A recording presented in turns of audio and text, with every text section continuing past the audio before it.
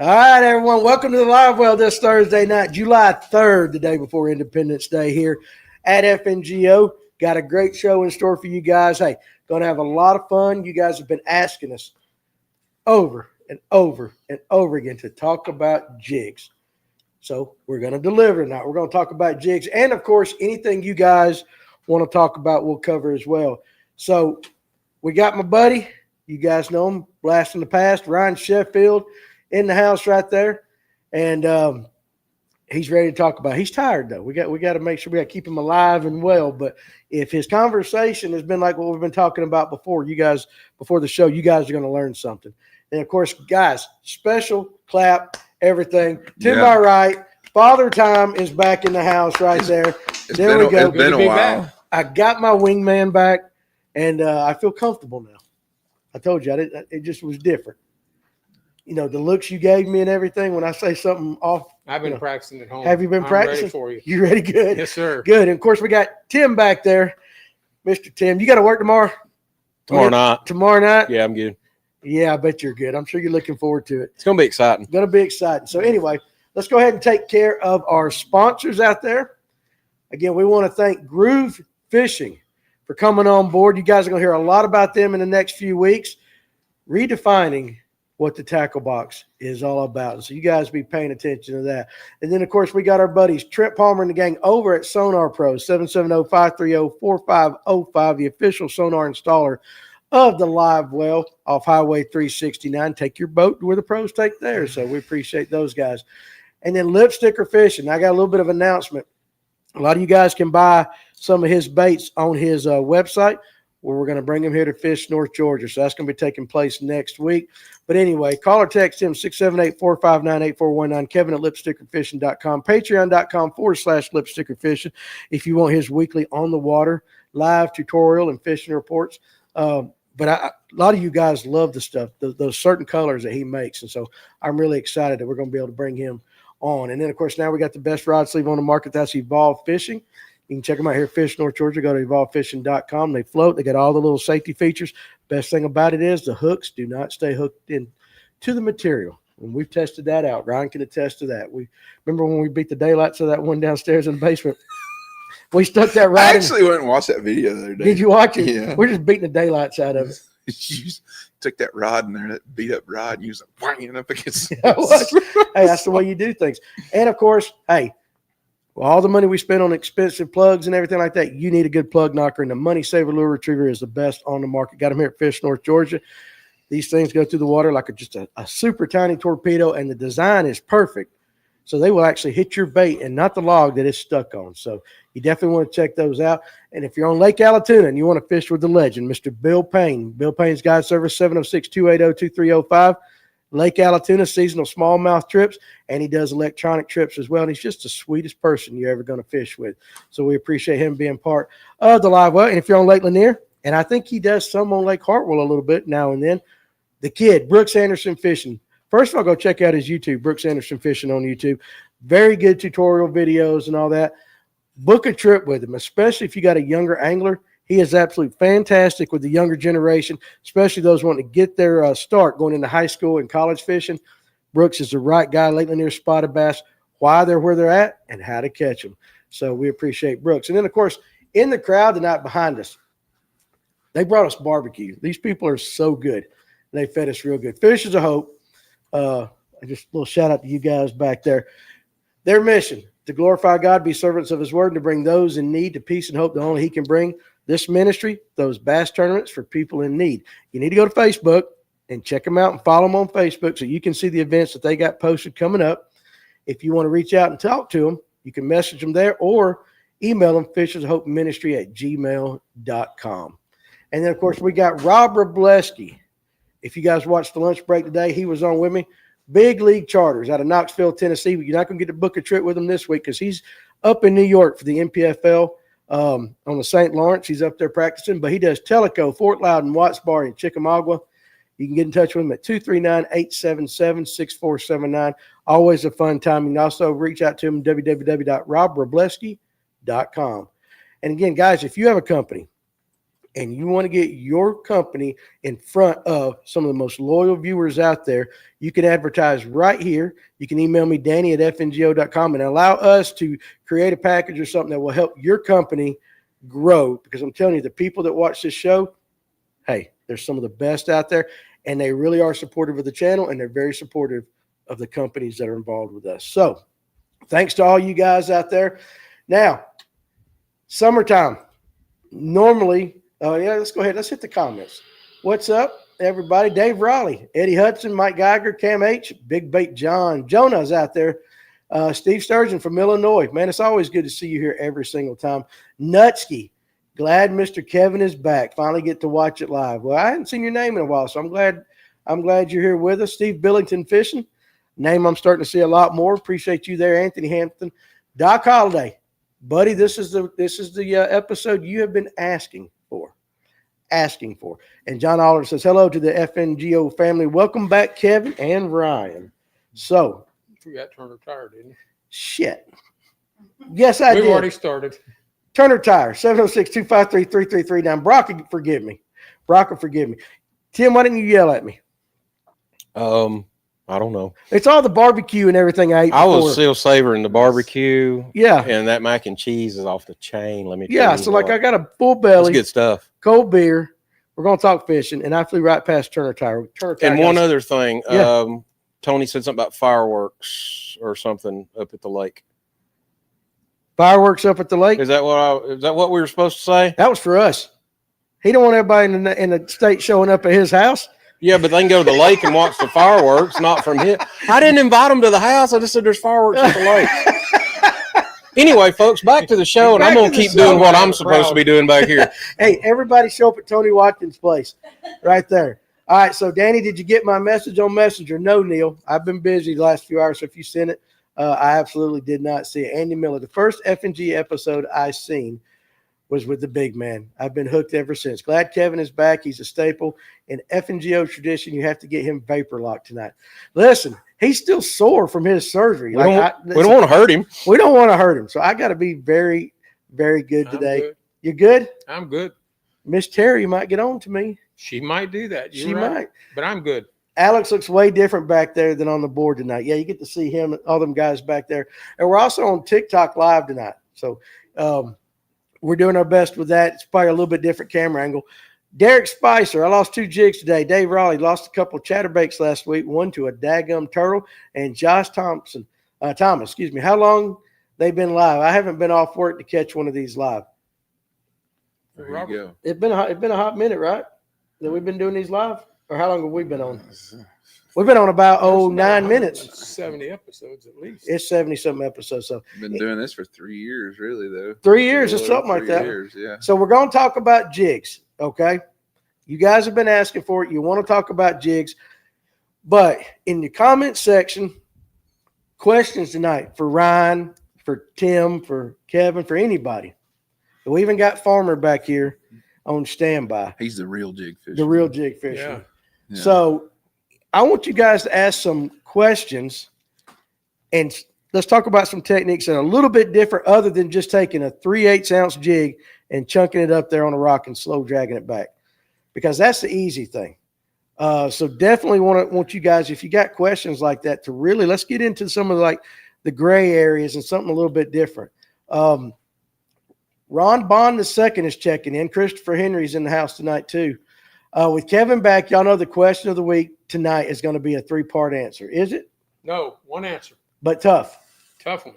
And the Braves are losing right there. So Steve Billington says, my man got an FX custom rod shirt on. FX family in the house. Hey, I own a couple of them. We can move that so you can see that. You can see his shirt right there. We can lay that stuff down right there.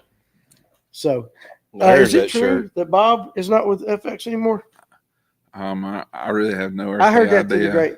through the grapevine. So let me know about that, Steve Billington. So anyway, I keep buying them is all I know. they're so. good rods. That 7.4 spinning rod to me is by far the best rod I've ever used. I love that thing. All right. So Darian Moss, let's see. Okay. How about this? Dave Raleigh's got the first question of the night. Ryan, I'm going to let you jump on it. How long do you fish one jig before trying another? You're already behind the 8 ball. Yeah. I mean, it's color is it's. I brought my box with me. I'll open my box up and show you, but um, people tend to overcomplicate colors. Mm-hmm. And I mean, you really only need a handful of different colors of jig to be successful, and not just here in North Georgia, Tennessee, South Carolina area, North Alabama. That and you can take 5 different colors of jig and go from here to California. That's right. And you can be successful. It's all about your presentation, where you're throwing it, how you're throwing it, and kind of also too what's on the back. Yeah. What's on the back, depending upon the time of year and what kind of forage they're feeding on at that particular time, dictates pretty much everything you need to know about jig fishing. Yeah. Jig fishing is, it can be daunting to some people. I know a lot of people who get comfortable just fishing with worms, and I fish worm all the time. I mean, shout out to Berkeley Magnum hitworm. I mean, that's all. I don't even throw anything else anymore when it comes to shaky head as a Berkeley Magnum hitworm. But jig fishing is typically more times than not, I'd say 9 out of 10 times you throwing a jig, you get a bite on a jig, it's going to be a decent fish at minimum. That's true. It's not going to be, and I say 9 out of 10 because there's every now and again there's one that thinks he's bigger than he is, and somehow he gets it in his mouth, and he's like this big. For sure. But and that's going to happen. But for the most part, it's you throw a jig. I mean, if you're a tournament fisherman, you're trying to throw a jig. If you go in the mindset to throw a jig a lot during a tournament day, you're fishing to win. Mm-hmm. That's what you're trying to do. So I just don't overcomplicate it. It's I see a comment right there. He's pretty much Christopher Brown. He's pretty much about got it down pat there. That's about all you need. And black and blue, brown and green pumpkin. Yeah. That's pretty much it. And just a couple different trailers, styles of trailer that have different action. So, and I mean, we'll get into trailers and stuff, and that there's some that work better up here for most of y'all who probably fish up here, a lot. There's really 2 that work really, really, really well. That if you thread one of those on a jig, you're going to do really good, with it. Farmer's more partial to one of them than I am, but we've been in the same boat together, and he's been fishing right along beside me before and haven't seen a difference. But so it's like, well, that's the proof is in the pudding right there. That works. So we're throwing in the same thing. We're both getting bit. So those 2 type of trailers, they work. Right. So we'll get them on. We'll get into the trailers. In fact, there was a question up above, going up a little bit. Somebody asked about, I think it was Darian Moss. Has anyone used the 6 Sense Bodega as a trailer yet? I've been seeing a lot of pictures of it. I know they throwing that thing around on fork and stuff. Right. They threading that. That's a big profile. But if you fish in a lake that's got big fish in it, I mean, it's not ungodly by no means. I mean, they'll eat these they'll try to eat these big glide baits and stuff all the time. Yeah. Sometimes a big jig trailer though is a little bit intimidating. But so is a big glide bait. Yeah, it's true. It's just it's always right here. That's jig fishing is more here than it is anything else. I agree. It's more between your ears. Between your ears. Mike Geiger wants to know, what's your favorite color? Jig color wise, I mean, if you had to tell me like we're gonna go throw a jig, you're gonna pick a jig and just go throw it right now. You're probably actually gonna be shocked. It's not the cheat code anymore. Right. What is it? I still have the cheat code. And, I made a new color myself, and I've been throwing it a lot. And, what is it? It's just it's kind of like a root beer. Okay. Is what it is, but it has some chartreuse in it, and it's been doing pretty good for me for the past 3-4 weeks. I like that. Has been really, really good. I've been pretty quiet. A lot of people that I talk to, I've been lying to them about What you been No. about Surely not. Well, I've even told No. people. Well, no, I've even told people that I didn't go fishing today. You know, it's like when I lie right through my teeth about it because it's Gosh, I can't believe a fisherman's lying. Yeah. well, Especially yeah, one it's true. used to work here. One that used to work here is lying. I know it. Yeah, This exactly. is where you come for information. This is where you come from information. Just you got to do it in here. Yeah. Not there. I'm gonna spill the beans Well, tonight, he's so. fishing tournaments. So get against that them. jig box out. Yeah, you get the jig box out. I'll read a couple of comments there. Go up a couple more from Steven Sturgeon up there. Let's see. Christopher Brown says, yep, if I ain't getting bit, I change up the trailer color. And Farmer back here has talked about that a lot because the Farmer special that he likes to use most of the time is I don't want to say it's plain, but it is more on the plain side, but he changes it up if he wants different color and presentation with his trailer. It's more subtle. More subtle. It is subtle is a good way to put that. It's not loud. It is not a loud jig not at all. Josh Thomas, I keep saying Thompson for some reason. Josh Thomas says, I say, what are you laughing at already? Because I read his already. Oh, I work too much to catch these live, and my boss called the second I sent that in the chat. Crazy. Man, I get it. Listen, I get it, but we appreciate you being here. Steve Sturgeon, any tricks for using a jig in mossy lily pads? A lot of the areas I fish are covered with slimy snot moss that will swallow anything. Now, he's from Illinois. Mhm. So he's from Illinois. And that's one thing around some of these lakes down here in the South that actually turns guys away from jigs because of that snot grass. And I know there is a scientific name for it. And unless Tim remembers it, I don't. Do you remember it? I do not. I just know it's everywhere. It's everywhere. It's Snot about grass. this time of year. It's going to be about everywhere you go. Well, I can tell you this. I can tell you this. If you the kind of stuff that you're talking about fishing, there's only one set of videos, and there's a bunch of them. There's only one set of videos you need to pull up on YouTube and watch, and just go watch. Just type in Seth Fighter jig fishing. Oh, Seth He is the guy? goes through. I mean, he talks about throwing jigs and the nastiest stuff, and Right. up there in Minnesota and whatnot. And it sounds like where you're coming from. It's a lot of the same I think stuff. we need to back that camera up so my ugly mug ain't in it every time Ryan's talking. No, Alex, can you do that? You Back good? that I up? like. Well, let's get, I like let's seeing. get closer. I like seeing. No. you. I want to just see you. No, okay. Nobody wants to see me. Nobody's watching this for me. Yeah. As long as we keep it out from in front, we can go get a beer. We're good. But I would, Stephen. I would. I mean, in all honesty, I just type in Seth Fighter jig fishing. There's a bunch of videos of him, wire to fish videos. A couple other videos that he's got. Like there's a couple Bassmaster videos too that are on YouTube of him throwing jigs in the tall grass, nasty stuff. It's slimy snot stuff, and he catches them. And I mean, he's the man when it comes to that stuff.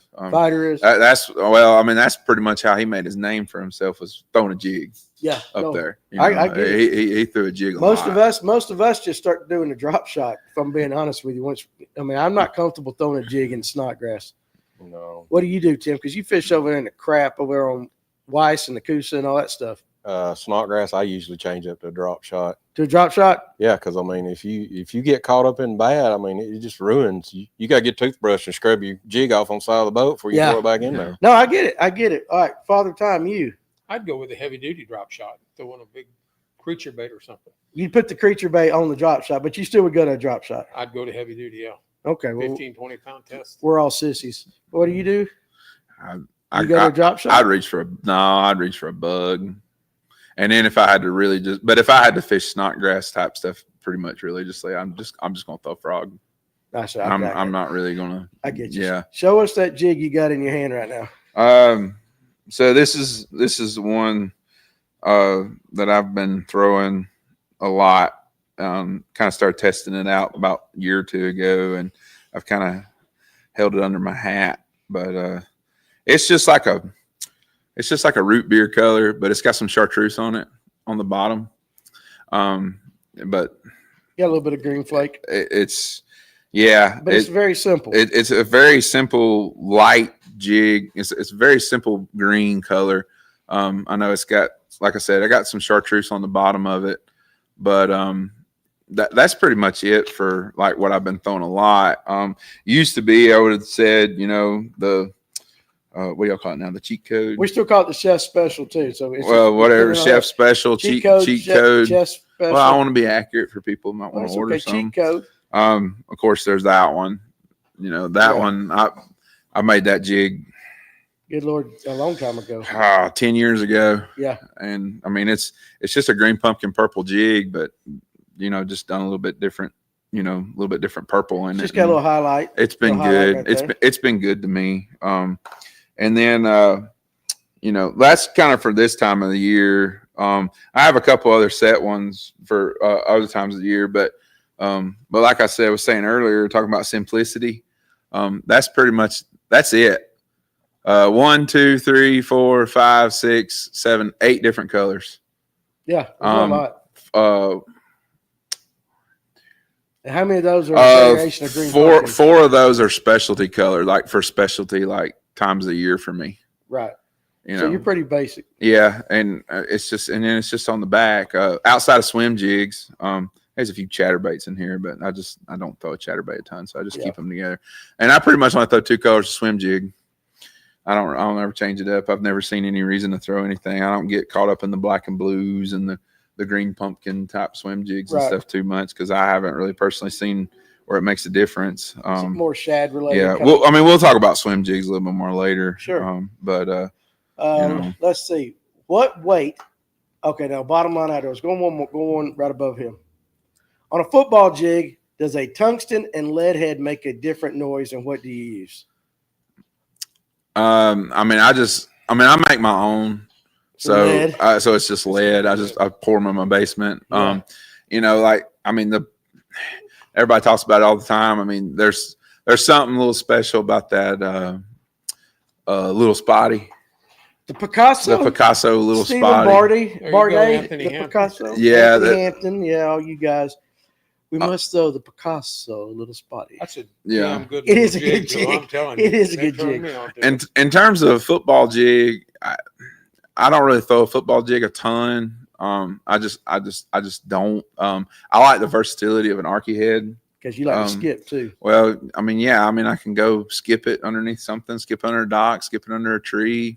And then I can go out there in 35 foot of water and drag it if I want to, or hop it, you know. And so I don't get, you know, when it comes to football jigs and tungsten and all that stuff, I don't really.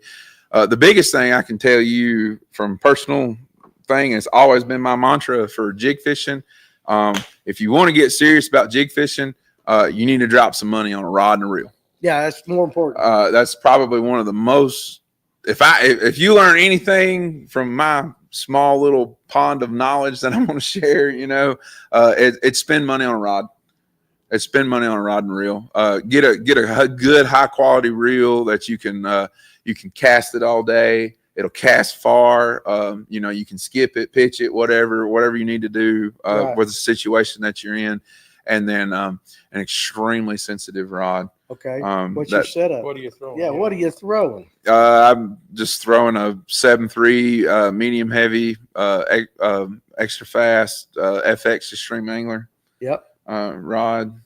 I use that rod for you know, throwing offshore, dragging around brush, skipping, you know, skipping docks. For me, it's a good rod. It's a good all-around rod for me. It is a good rod. However, you know, the length is good. If you want to have one dedicated for fishing kind of offshore, the length is a good rod no matter how tall you are. But for maybe skipping docks and stuff, it's probably not, for some people, it's probably not the best rod to pick. Right. Especially if you're kind of like yourself and you're short.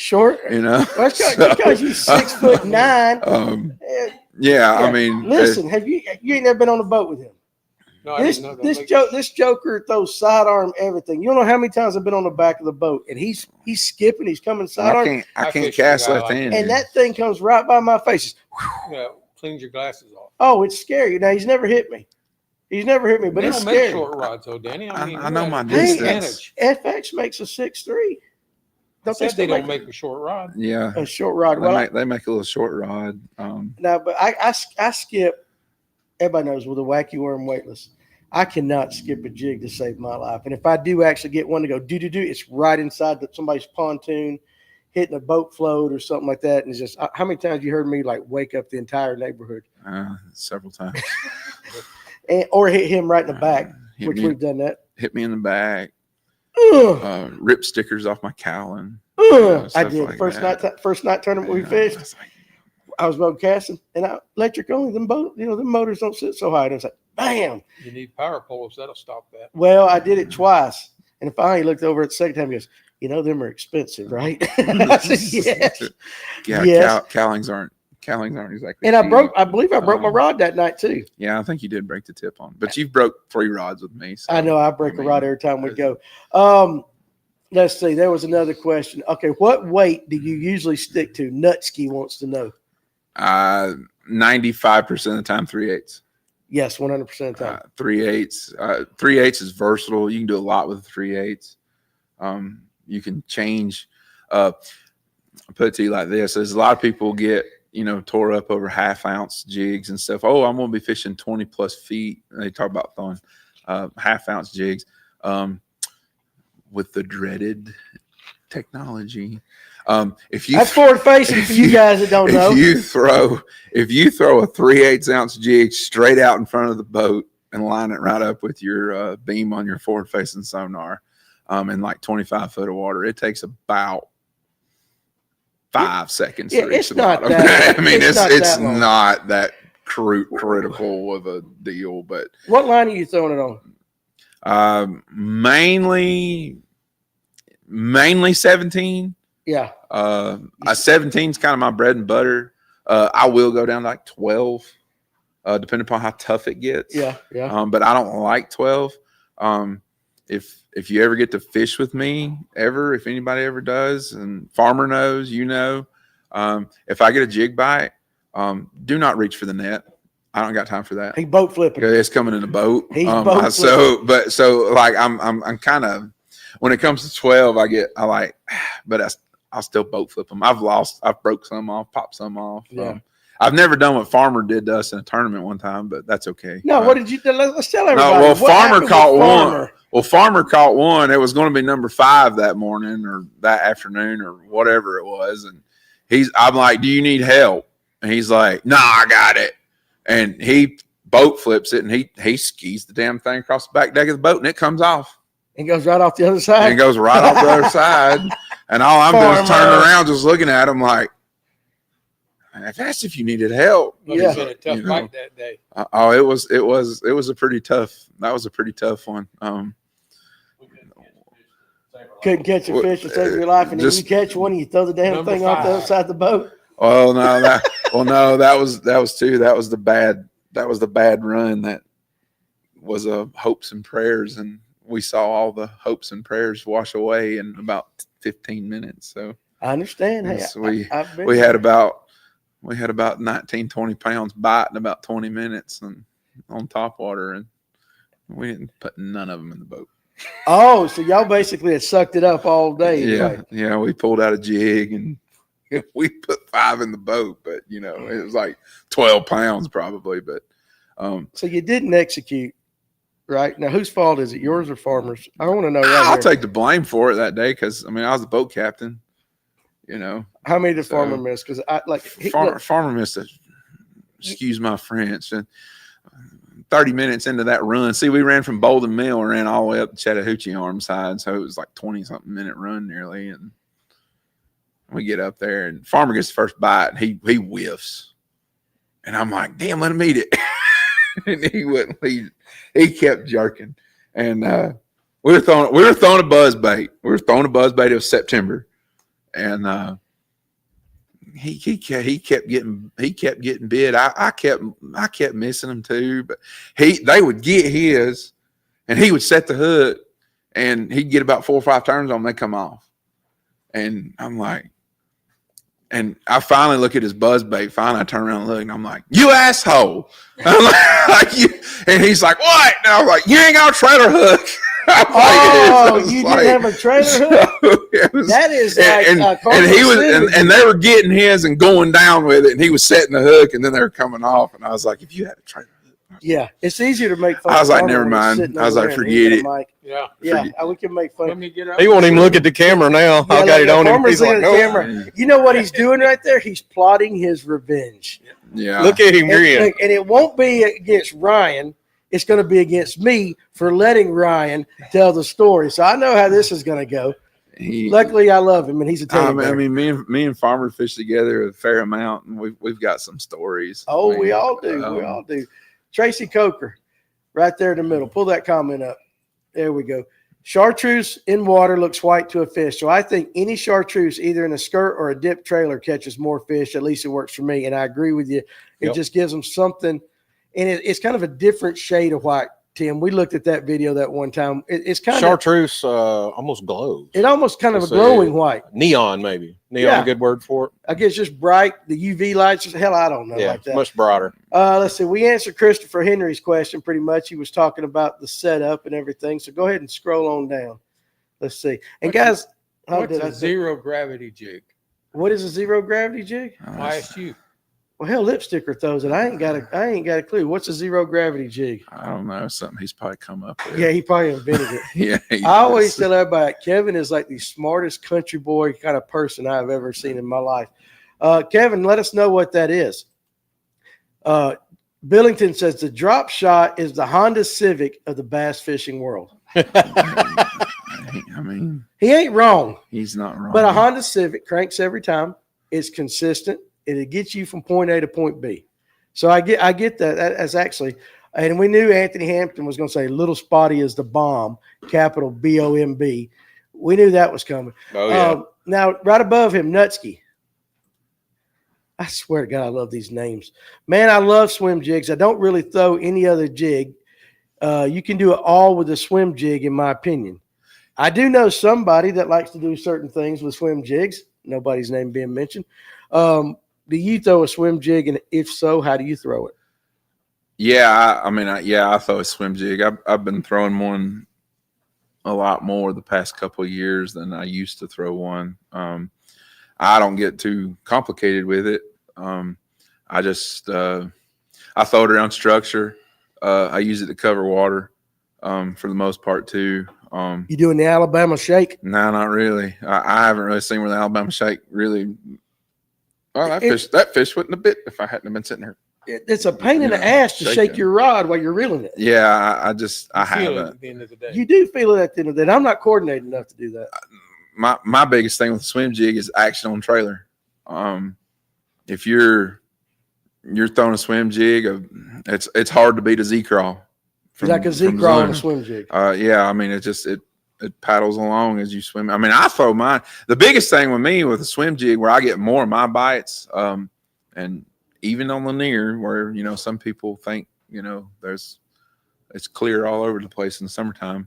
I try to keep the jig like just out of sight.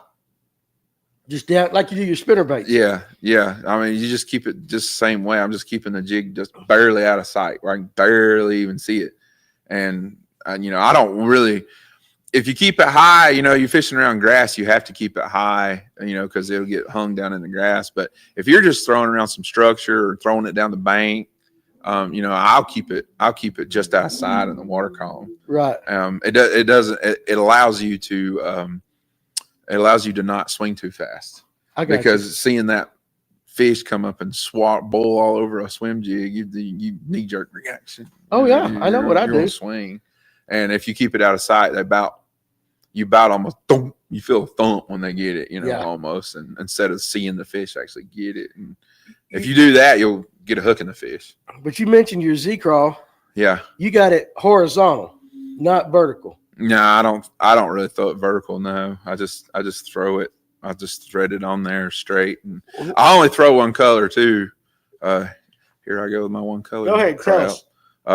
I just throw ghost herring, regardless of what those two different colors, whether it's white and chartreuse or it's that bad shad color. Yeah.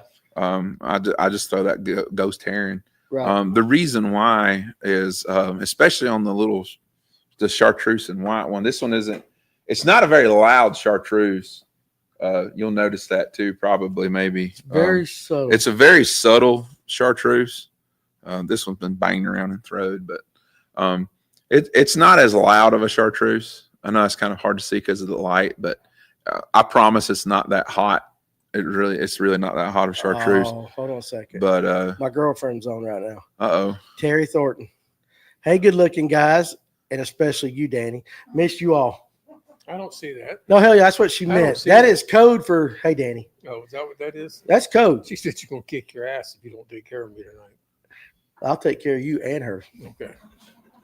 I like Miss Terry. She told me to say that. So I did. Miss Terry, listen, I realize your man's been kind of under the weather a little bit. Let me tell you, she's been an angel. I know. Now, listen, he did. I will say this. She Terry. took care of you. I will say this, Terry. Put this thing out on me so she can see.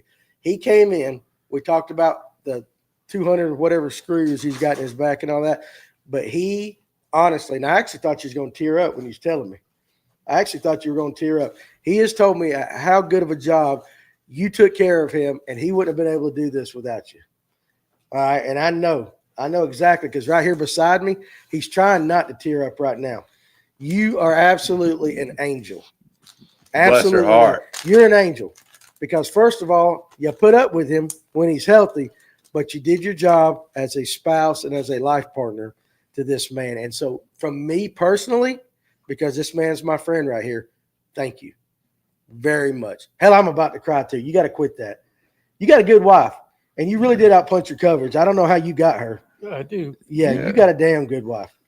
And so, like, this is like what you put the camera on. Listen, you see this? This is real. This is what happens when you got a good marriage. A good marriage, and you're good people. I like it. I like that better. When's the last time you've been on here? How long has it been? 9 weeks. 9 weeks. That's a minute.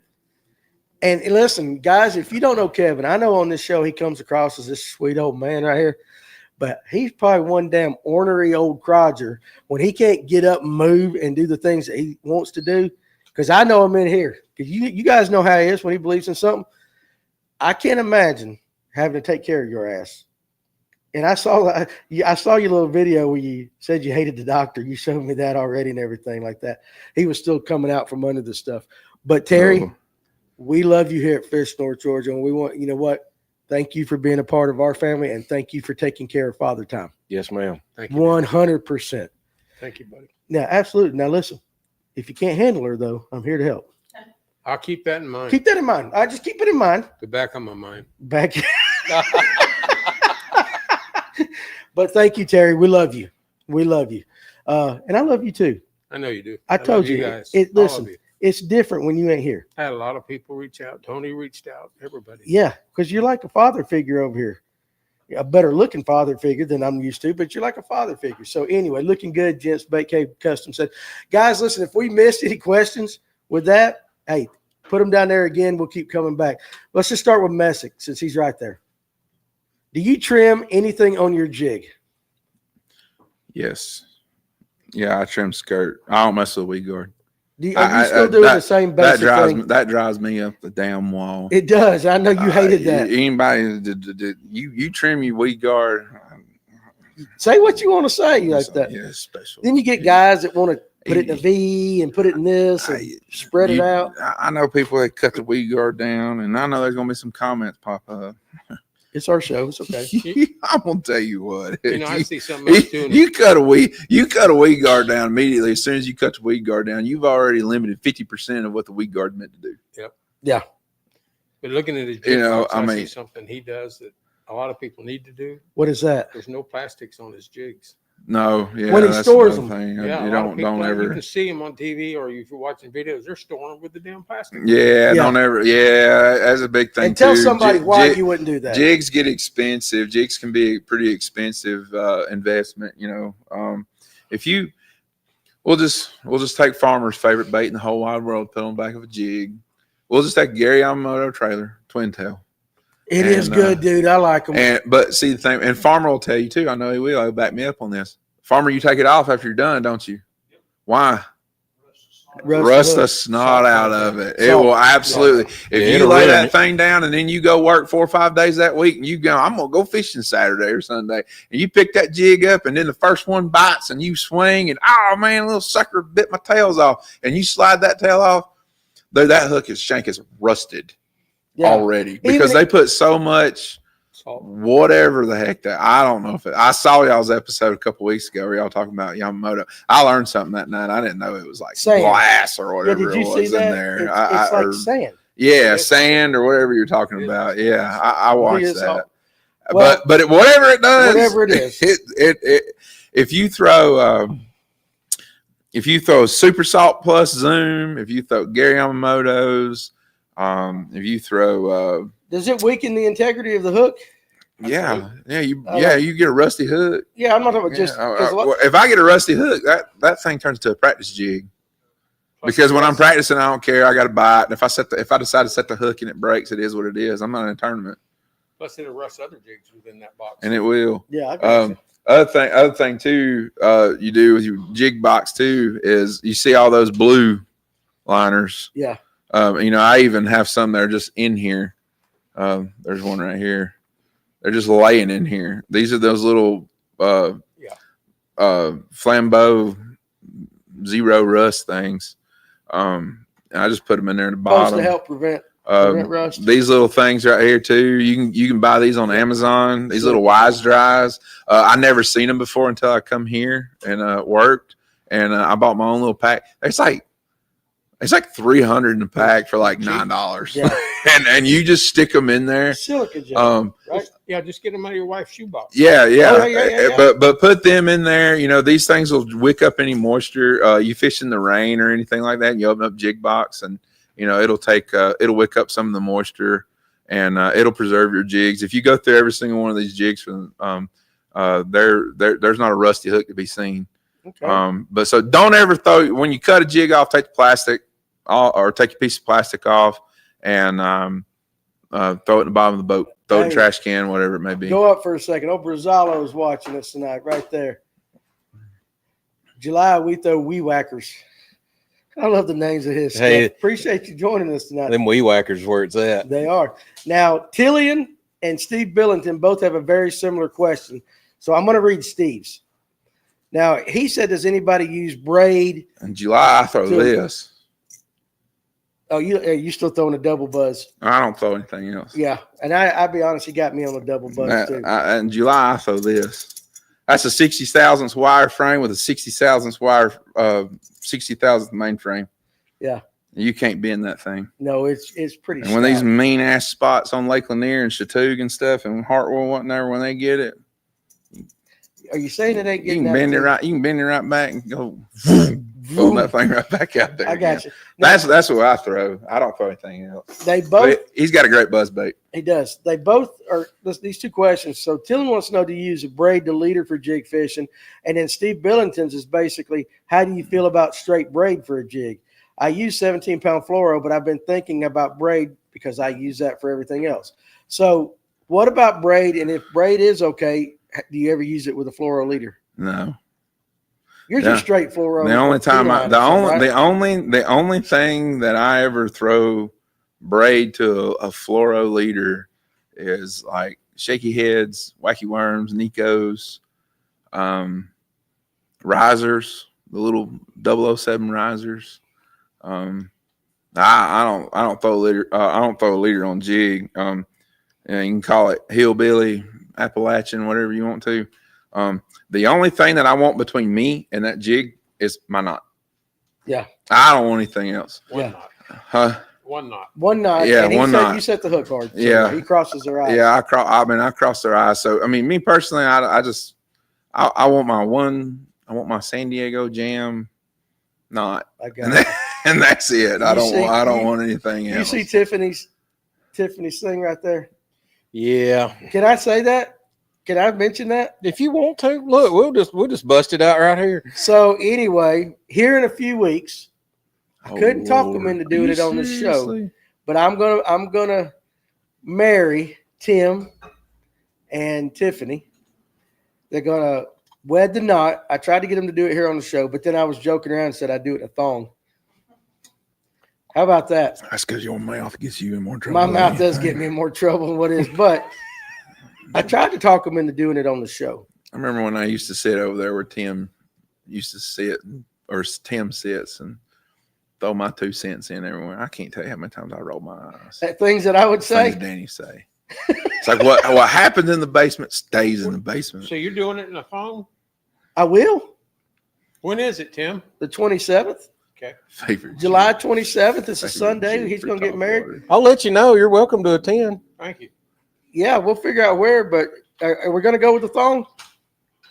That's not up to me. I've lived a long life by not making those kind of decisions. That'll be up to her. Yeah, I know, right? And I'm going to go ahead and say probably not. Probably not.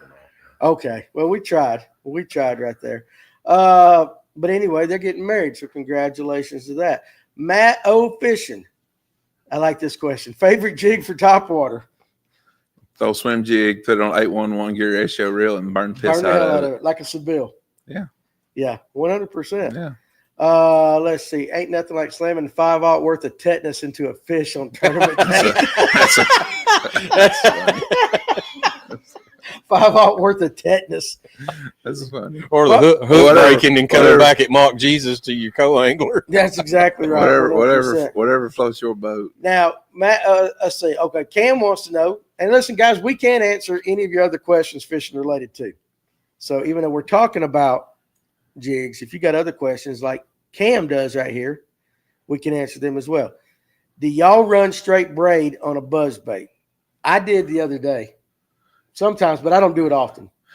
The only time I ever think about, and I've done it, the only time I ever think about throwing a buzz bait with braid is like on Chickamauga.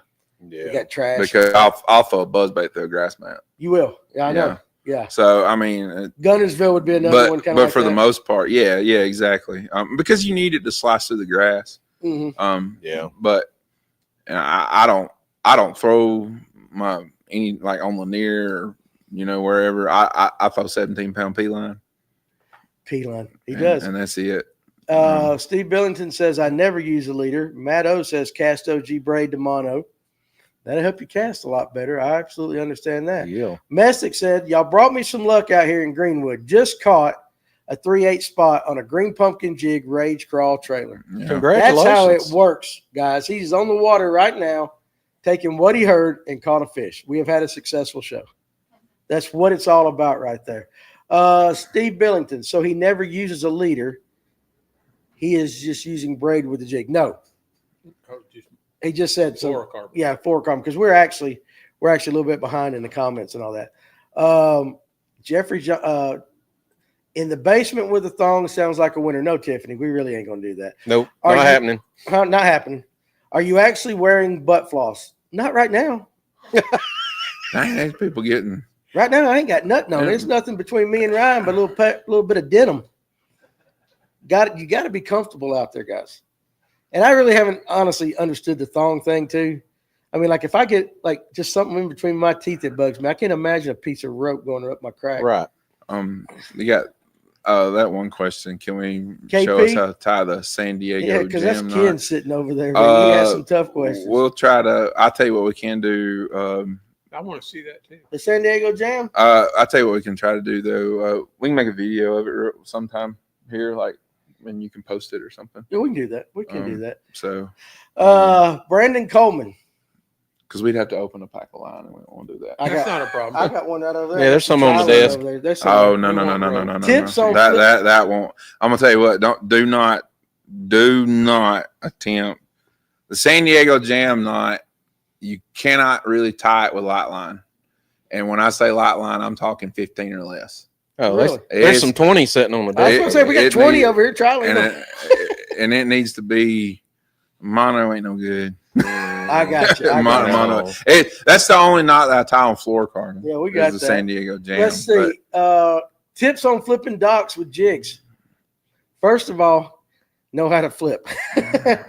Know how to skip. Know all that stuff. If you're flipping, I've been with you where you flip inside of. I mean, you skip a lot, but you'll flip inside a boat slip and stuff. Yeah, I mean, here we have to skip more than we do anything on a lot of these North Georgia lakes. You can flip a dock, that's fine, but this ain't Gunnersville, where Right. you're flipping a dock that's got grass around it or something like that. But you do a lot more skipping here because most of your bites come from the deepest, darkest heart of a dock. Yeah. I can't pitch skip, so like the pros do, where you see them pitch skipping their bait with a pitch. But you do skip well. But yeah, one-handed. I mean, but that's right. You do skip well. I mean, I sidearm. I either roll cast skip or I backhand. Yeah, because I can't cast left-handed. Yeah, that's right. Go up one more. Yeah, right there. Tyler says, if I run braid on a buzzbait, I soften the rod action to delay a hook set. Yeah, I'm too stupid to easy jerk. Me too, buddy. You better. Me too. Yeah, I actually thought my buzzbait. I got rid of my graphite a couple of years ago. And now, glass? Yeah, I got a 7.2 heavy glass. That makes sense. Because the tip loads up on it so much. And Drew Patterson must not be drinking tonight because he says I'm the one behaving. Yeah. So yeah, Drew, we appreciate you behaving because we know you don't normally behave. Wait, what? I'm always looking for an advantage. I am now attaching a small blade above my soft plastics, pinned between two bobber stops. Okay. All right. That's a good tip. Yeah. If it works for you, if it works, absolutely. What's up, Michael Temples? Long time no talk on the show. Glad you're here tonight. Matt O says rubber or silicone in the summer/fall jig skirts, not what y'all were thinking. He asked a question about the top water. Yeah. You know what the hell he's talking about? Yeah, I mean, the old mop jig is a pretty good staple in South Carolina and stuff. That's a big jig with a lot of rubber skirt. A lot of rubber. But it works pretty good in the summertime. Here, I'll probably a mainly spotted bass lake. I wouldn't consider really that. I wouldn't say throw a mop jig. Mm-hmm. That's a pretty big, nasty profile. If you throw in a real mop jig, I'm not talking about a jig that's got round living rubber tied to it and you've trimmed it. I'm talking a mop jig. I'm talking the Buckeye Davy height mop jig. True mop jig. It's about 6 inches long from the tie to the back where the rubber stops. And but a mop jig just blows out, and it looks like it was like the fuzzy die, or it was like the dice before the dice came along. But it was on a jig, So. Bait Cave Customs, tons of docks on the Lake of the Ozarks, and then Steve Billington says that's no lie, Dock City here. But this is a tip, guys. Listen to this. This actually makes sense. Pull up Tyler right there, right below him. Skip the holes where the cobwebs are. That means nobody has hit that hole yet, and chances are he's in there. Yeah. That's a pretty good little tip. You go there, nobody's stowed anything in there. Not a bad idea at all. Skip the holes where the cobwebs are, and skip in front of the boat lift. In front of the boat lift. You got the boat lift up underneath there. The boat's pulled up on the lift, and you've got that one little opening. Skip it underneath. That's where Mama lives. Yeah, she lives up there behind the boat lift. And I've seen Ryan do that with like horny toads and all kinds of stuff. Same with the jet skis. Yeah, with the jet skis. Yep. Yeah. Okay, I got you. Yeah, so he's 100%. He's 100% right. Steve Billington, when I set the hook on a buzz bait with braid, best believe that fish is coming to me real quick. Air flight delivery. Yeah, he ain't wasting no time. Is what he's saying right there. And then Neil, water ski ride. And water ski riding. Neil Scoggins says the Art Cobb Series Buzz Burner is a great buzz bait rod too. Absolutely. Hey, let's do this. Michael Temples, we're going to do your question next. Or wait, what? Both you two guys popped up a question. Okay, let's do our question of the night because I've been waiting, and I know Kevin has been waiting 9 freaking weeks to be able to ask you guys a question. He's over here. He is fiending. He is ready to go. He's done his research. And so let's pull up our buddies at Serve IT and let's tell everybody about them. Are you ready to go, though? I'm ready. You ready? Well, good. Absolutely. Guys, if your business, whether it be big or small, is looking for a complete 100% all-inclusive IT solution, Serve IT is the company for you.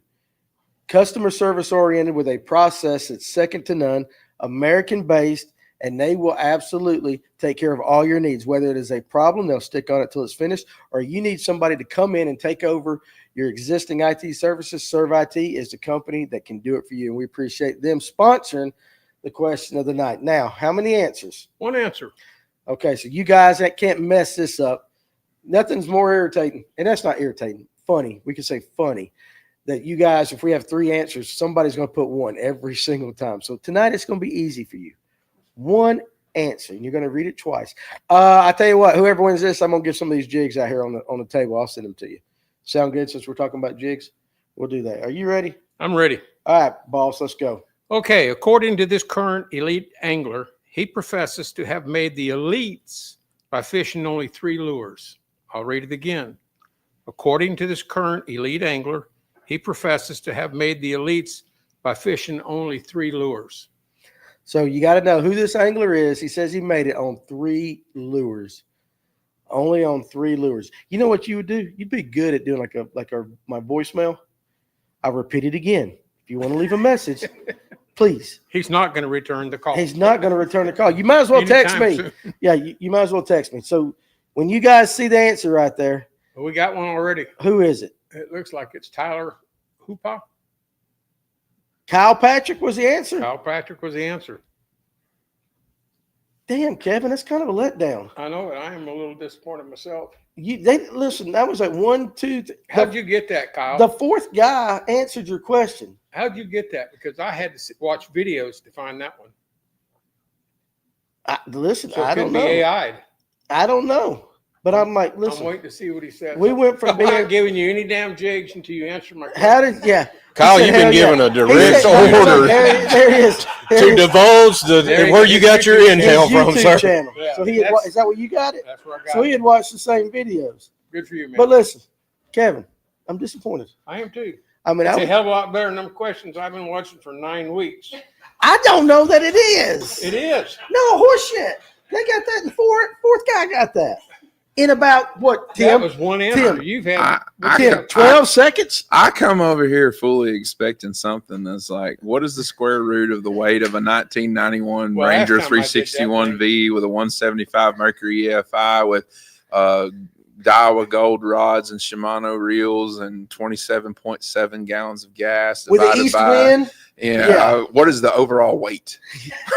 and how long would it take you? How long would it take you to get back to the dock? I won't never forget that night you Well, did he- that question. I was literally sitting there. I was like, But what? you know, I was like, what in the blue I'm hell? impressed too. I really am. are you impressed? I am impressed. I'm You got not. that quick. I'm not.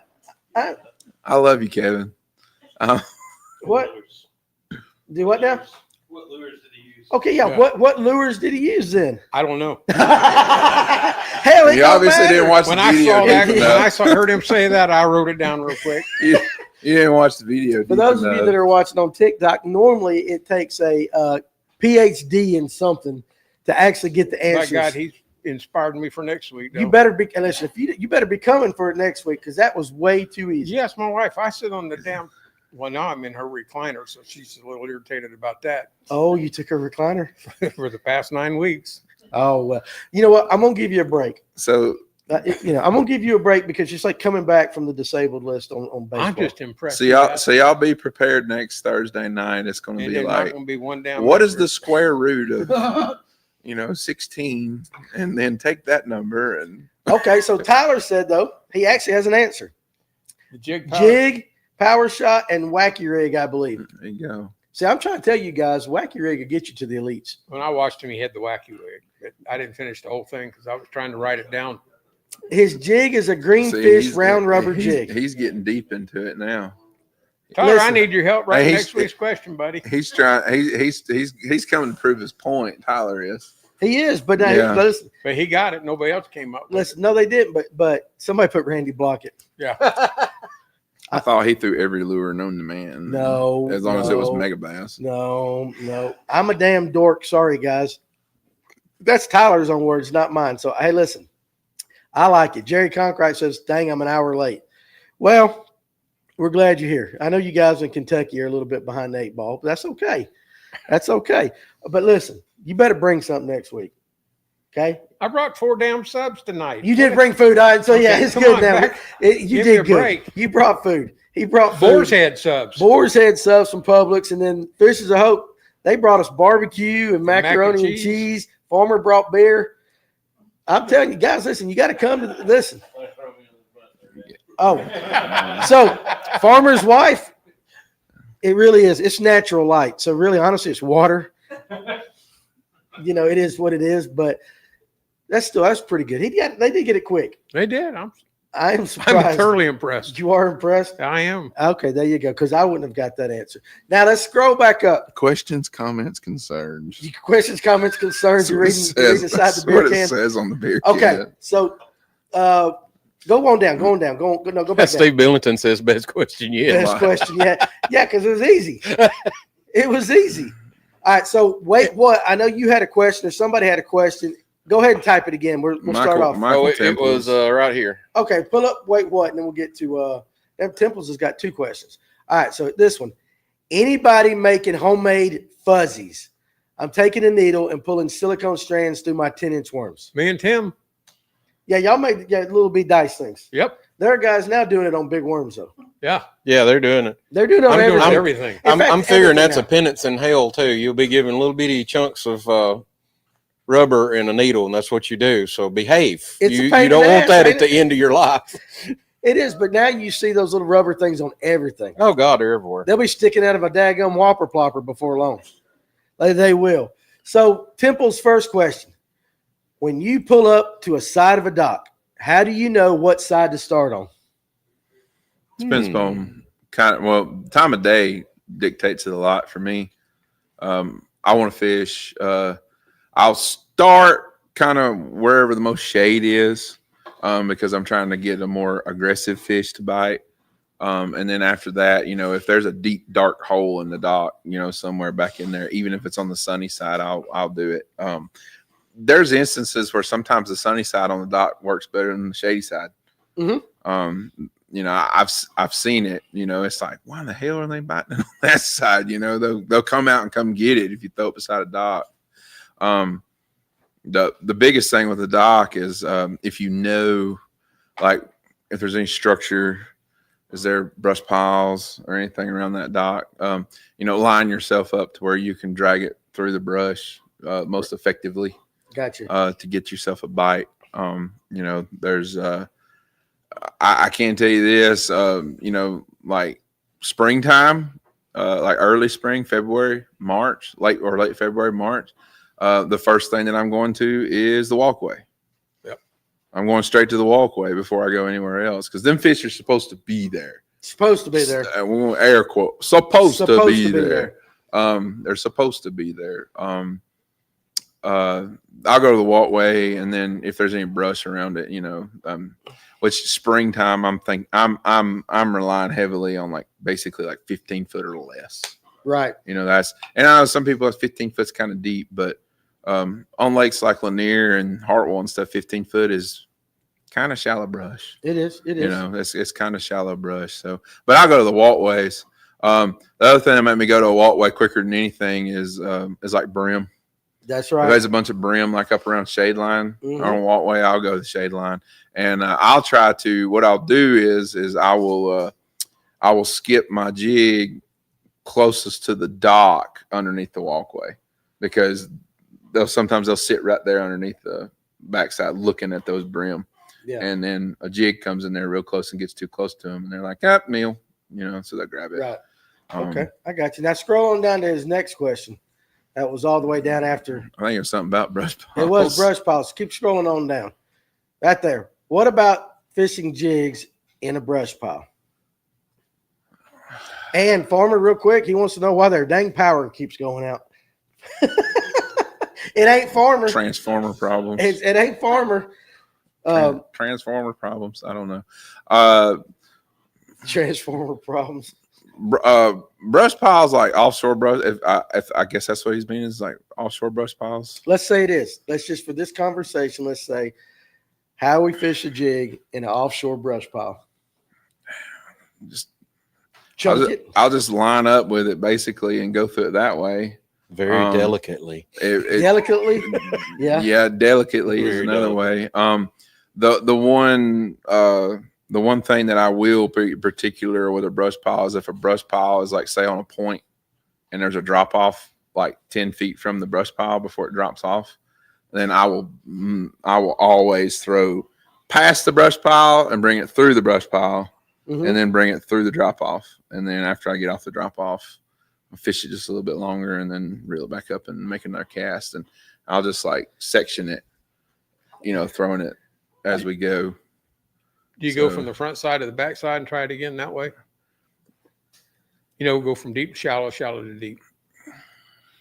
If you can get a bite in the brush pile, I don't think position matters a ton. But to get one to bite, sometimes it can matter. Wind position or the way the wind's blowing can matter too. Yeah. Biggest advice I can give you for fishing offshore brush piles, though, on some days, like when they're in brush offshore, set your boat up and throw into the wind. Oh, I know it's not the easiest thing in the world to do, but if you set your boat up and throw into the wind and the way the wind's blowing, there's something about it when the fish that are hanging around brush, there's something about it. If that thing's the way the wind's blowing, they get happy. Yeah. Let me ask you this, because Underwood said this other day. First of all, though, Tim, do you know that you remind Steve Billington of cameraman Ron? Do you know who the cameraman Ron is? Who's cameraman Ron? I don't know, so we'll have to find out. So he just says you remind him of cameraman Ron. When I was fishing with Underwood the other day, and we were fishing humps, more out in open water, he was using the sun. He didn't want to cast a shadow or anything across the hump, so he would position his boat to where he was throwing almost into the sun. Mm. Do you do that? Yeah, especially. And we weren't jig fishing. Yeah, like even top water or fluke fishing or whatever around. The last thing you want to do is cast a shadow. It's no different than looking for a bedfish. Yeah, trying to catch a bedfish. The last thing you want is this big long, and I have to think about it myself because I'm 6'7". The last thing you want is this big long shadow approaching before you're even there. Mm-hmm. They know they'll know you're there. I don't cast a shadow, and we ain't gonna talk bed fishing, but I'm also too under the opinion that about 80% of the bedfish, they know you're there before you even see them. Oh yeah. Yeah. They already know you're there. Even Underwood said the other day when we were throwing those big spoons, he said whether it's a glide bait, Seville, and all that, those fish know there's something there. Yeah. They know. They know. You're in their bedroom. They know. A fish is an extremely sensitive animal. You said that like with a little bit of like, care and love and all that kind of stuff. Well, no, I mean, they're extremely sensitive. I mean, there's a lot of influence. Think about what changes how fish change mood so rapidly throughout a day. They're like women. Yeah, I didn't say that. You did. Hey, listen, but you looked at me and winked. Well, no, you know how it is. Maybe I did. We love you guys. But Kevin, he's a different animal.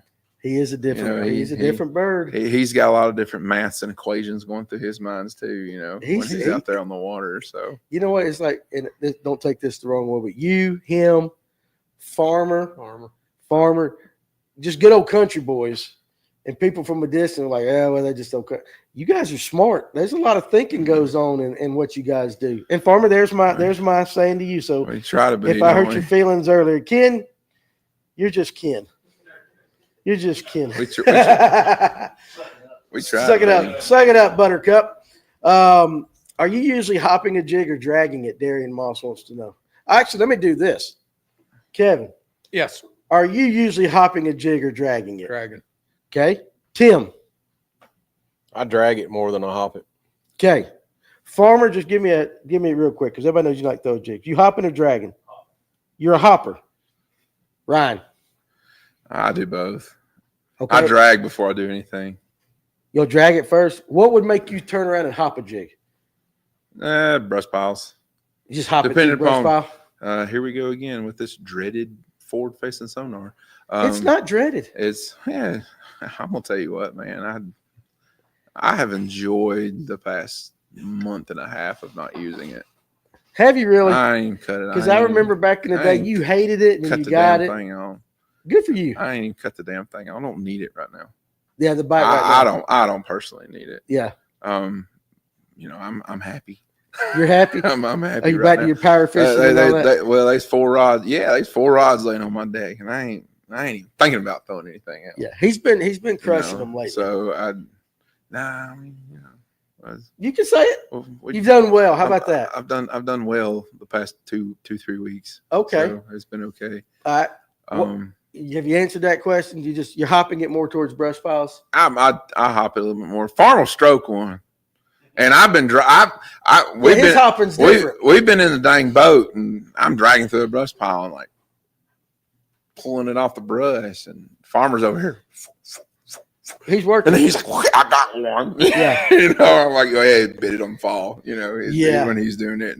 But Farmer's a better jig fisherman than me, so he always is good. He's good. I'm always saying it. He's over shaking his head. He's good. What's the best skipping plastic trailer? Anything flat. Don't want to get too specific because there's so many different ones that you can go with. Just pick something that has flat or has a flat bottom. It's pretty forgiving. A double tail grub skips really well too because it's kind of round and kind of it's real thin, threaded up on the hook, so it skips really good. But a Z crawl, something along those lines, they skip real good. Yeah. For skipping anything. All right, pull up Nutski right there. Apparently, you don't know Ryan. This is the horny toad king. We always tease him about that, but the man showed me how to throw a horny toad, and a lot of people throw horny toads around here now because of them. So to answer your question, do you throw a horny toad / rivet? The answer is yes, he does. Now, I'll let you go from here. If so, do you use the frog hook or a single hook to rig it? I know it's not jig related, and buddy, it doesn't matter. We'll talk about anything. I mean, that's one of the rods laying on my deck. It is right now. That's why I knew you had it.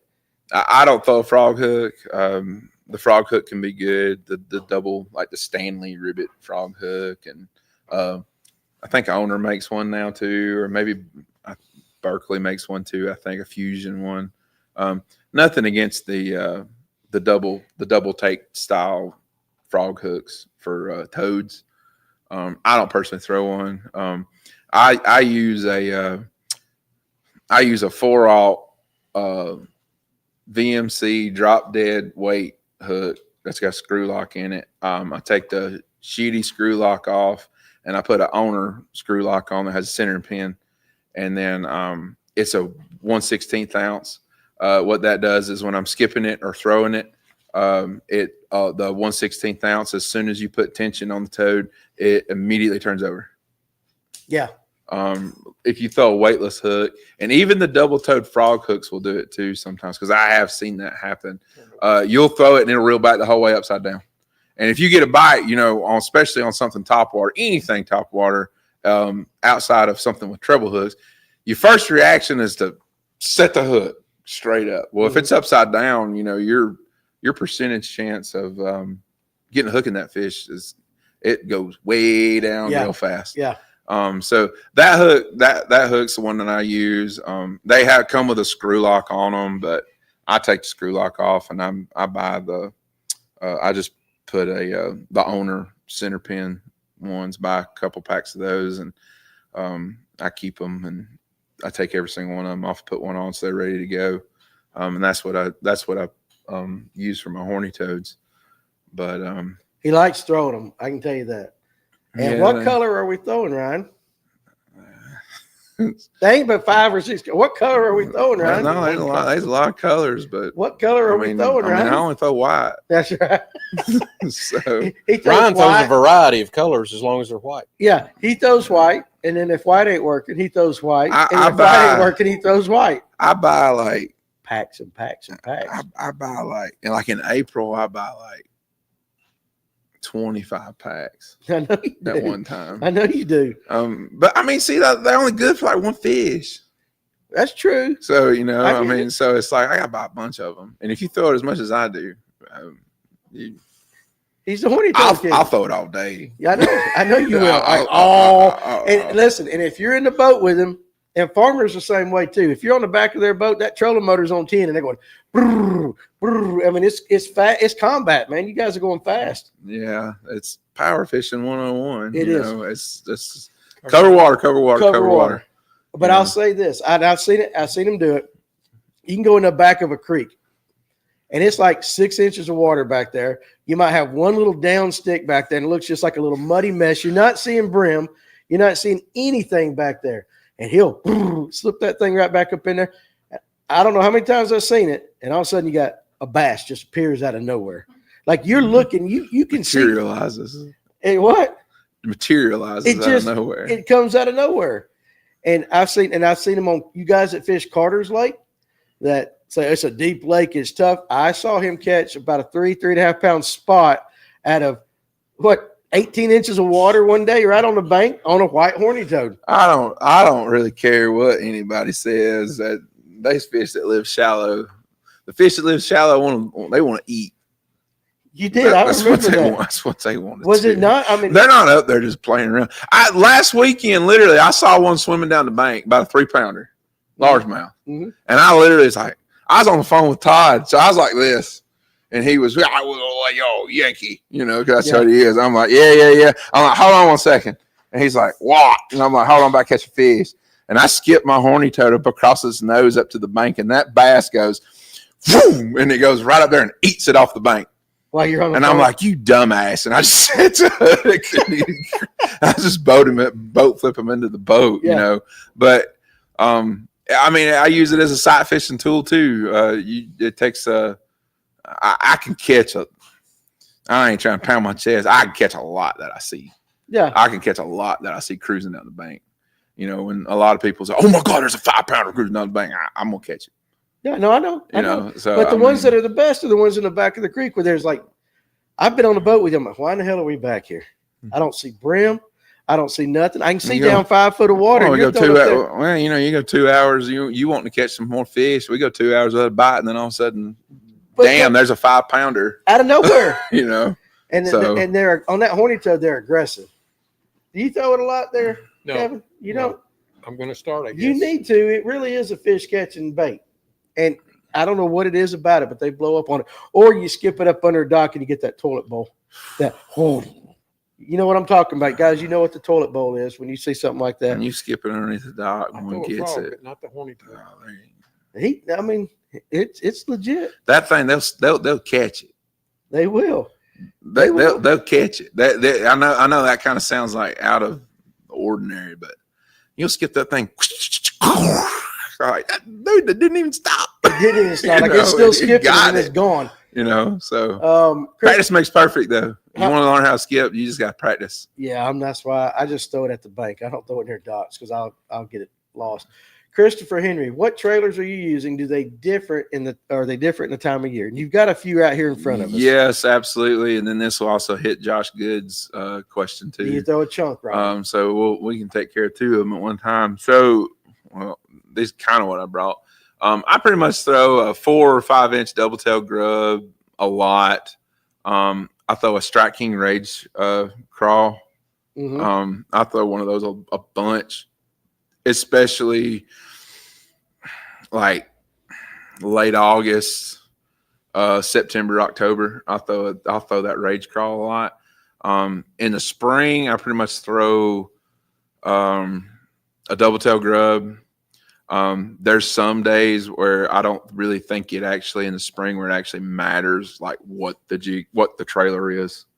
I don't think it matters if it's a chunk, if it's a double tail grub, if it's a Rage crawl. I don't think it matters.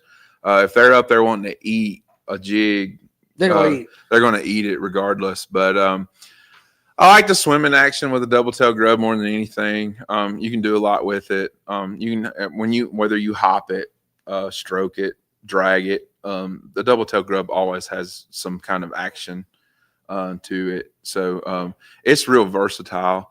The biggest thing though is when it comes to picking your jig trailer, however, no matter where you live, is understanding your forage.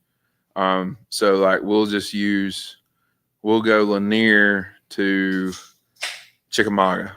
Okay. Because I've fished both of them. So like Lanier, a lot of your jig eaters, they eat basically 2 things. They eat either brim or they eat crawfish. The crawfish in Lanier, most of the time when you find them, are like 3rd instars. And they're 3rd instar face. They're like a juvenile. Okay. They're like a teenager. Gotcha. Okay. They're too stupid to know any better. Gotcha. In other words, if you, that's the other thing too. A lot of people don't understand about crawfish. So you big crawfish, like you ones like it's crawfish etouffee time. You know? Heck yeah. Those crawfish, those female crawfish, they only show themselves like maybe 40 days out of an entire year. And they're buried the rest of the time? Yeah, pretty much. They're hiding. Okay. They're hiding for the most part. When they're eating those big ones, like especially around like full moon phase and then like the molt phase, depending upon the time of year, you better put a rage crawl or a chunk on or something with the big bigger. ears, because that's what they're eating. That's been typically my success. I like that question that Michael. We're gonna get it. We'll get to that. I like that question. But for the most part, jig trailers is just, I throw a double tail grub, I throw like a Z crawl, and then I throw a rage crawl, and every now and again I'll throw a chunk. Yeah. And and I do the what do you call it, farmer? The whole use up soft plastic trick where you thread a the piece of a worm on, and then and you thread that on gives there. A little more size involved. It gets the rabbit ear chunk further back. Is that only with a chunk? You only do that with a chunk, right? I do it with a double tail. You do it with a double tail. What he's talking about is taking a piece of old soft plastic, threading it on your jig, getting it up there, and then that allows the trailer it gives a little bit of girth in the middle, and then allows the trailer to extend a little bit farther. The farmer only uses 2 colors on that. He only uses 2 colors, and sometimes, well, listen, Randy, and I'm not going to say nothing. Video tomorrow, but a lot of guys will use chartreuse. Kind of, huh? You said it on here before. Yeah, you have. You said that on here before. How about this, Chevy guy? Do you double weed guard your brush jigs? Double weed guards on. No, I'm just gonna say no. Do you double weed guards on brush jigs? Do you use double weed guards on a brush jig? No. Because you really don't throw a true like brush jig style head. You're on Archie most of the time. Yeah, I throw Archie. When it comes to jig fishing around brush, and my biggest thing, like if you're flipping one or if you're fishing one around structure, if you're up flipping a jig, there's nothing wrong with a horizontal line tie. However, if you're like specifically going to have the jig in your hand and you're going to throw it at a target, the vertical line ties work really, really good for that because of the way they swing.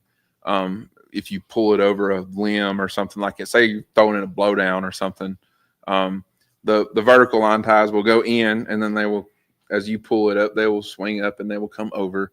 The horizontal line ties, sometimes when they hit the branch, they'll roll over, and sometimes they'll get hung. But if you've thrown a jig as much as I have, you'll learn little nuances and stuff on how to fish a jig around thick cover, and you won't really think a ton about what your line tie is. Right.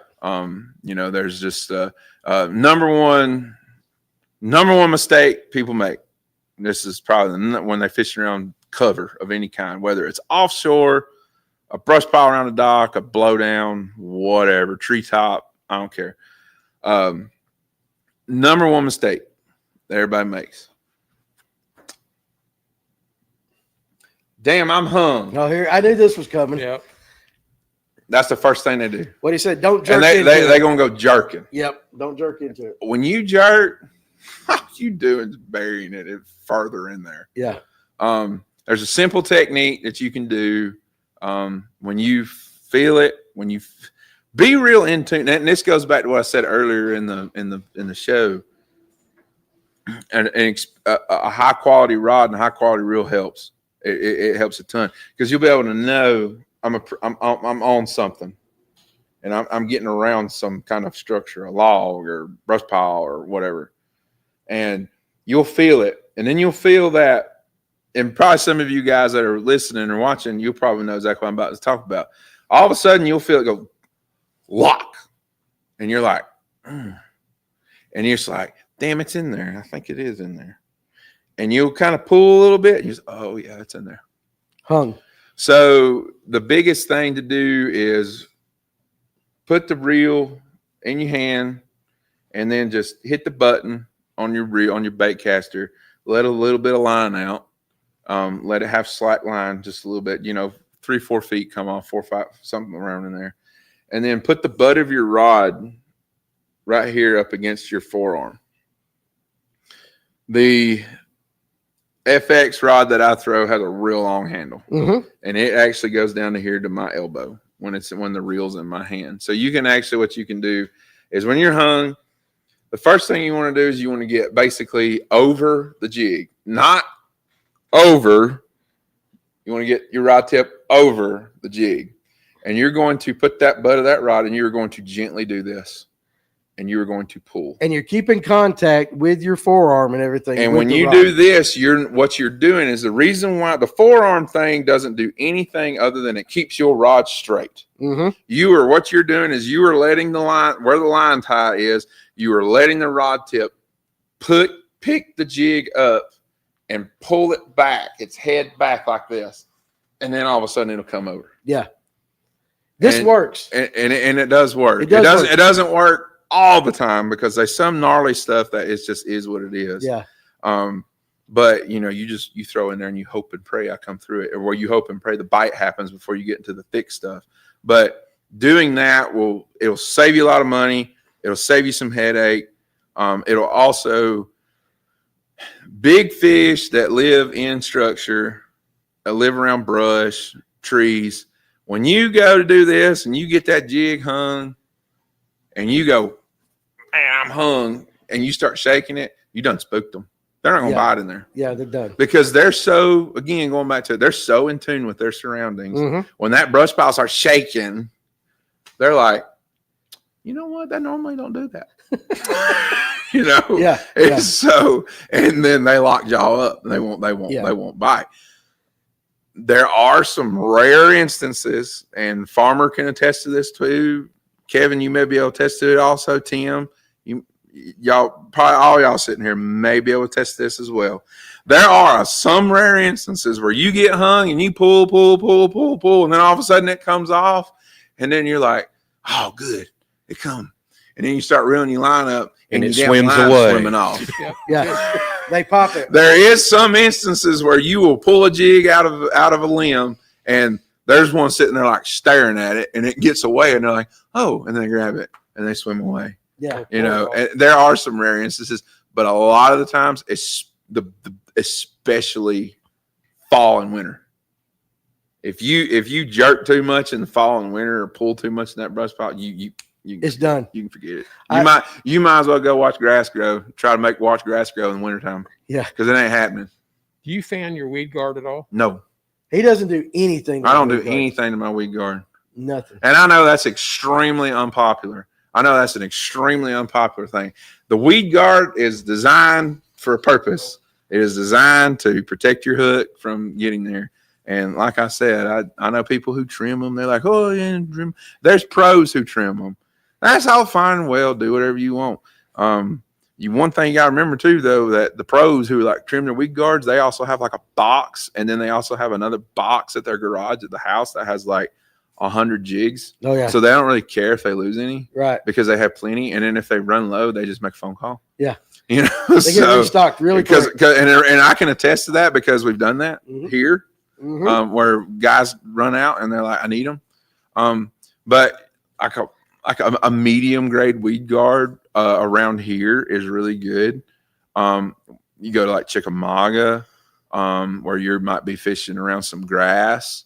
A heavier weed guard, like a 1/8 heavier style weed guard, will work a lot better too, because it'll deflect the grass, keep the grass off the hook. That's just kind of typically my rule of thumb with it. Not saying it's law or anything. It's just what you like. I just don't trim my weed guard. I got you. Do you ever throw over cables? Half the time. I do.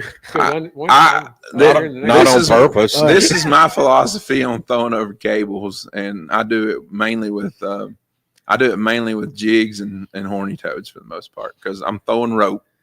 Rather than trying to like I need to know if they're up there first. So like I'll throw a horny toad over top of a cable. And if I get bit on the other side of that cable, then it's like immediately the next one that I'm not throwing over the cable. I'm skipping underneath the cable. Mm-hmm. But because philosophy is you gotta get bit first before you find out if you go through all that effort. And then you figure it out. Yeah. So if you get a bite thrown over a cable and you got a trolling motor, go get them. All right. Don't be scared. That's right. Well, Charlie won that tournament that that Toys for Tots tournament by throwing that underspin over a cable. And then as soon as he popped it off, that's when he caught that big fish that won that thing. But he was thrown over it. Where was that at? Let's see. From the FNGO bullpen, meaning from the guy sitting over here behind us. Do you ever change the type of head on the jig?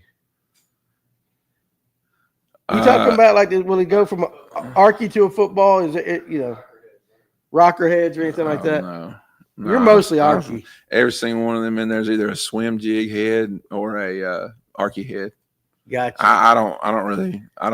If I lived on Kentucky Lake or if I live religiously where I fish Tennessee River, I would have some football jigs, mainly because of current, where a 3/4 ounce or 1 ounce like football jig is like actually like it's important to actually maintain contact with the bottom. Yes. Where you actually need that weight. But for the most part, no, I don't change too much. I got you. Let's see. Go and scroll down. I'm looking for extra questions. Let's see. We're far behind. Just curious, what's y'all's opinion on the old Uncle Josh pork trailers? And that's Drew. And the reason Drew's asking, because Drew's old too. And we used those things back in the 80s. But they have come back.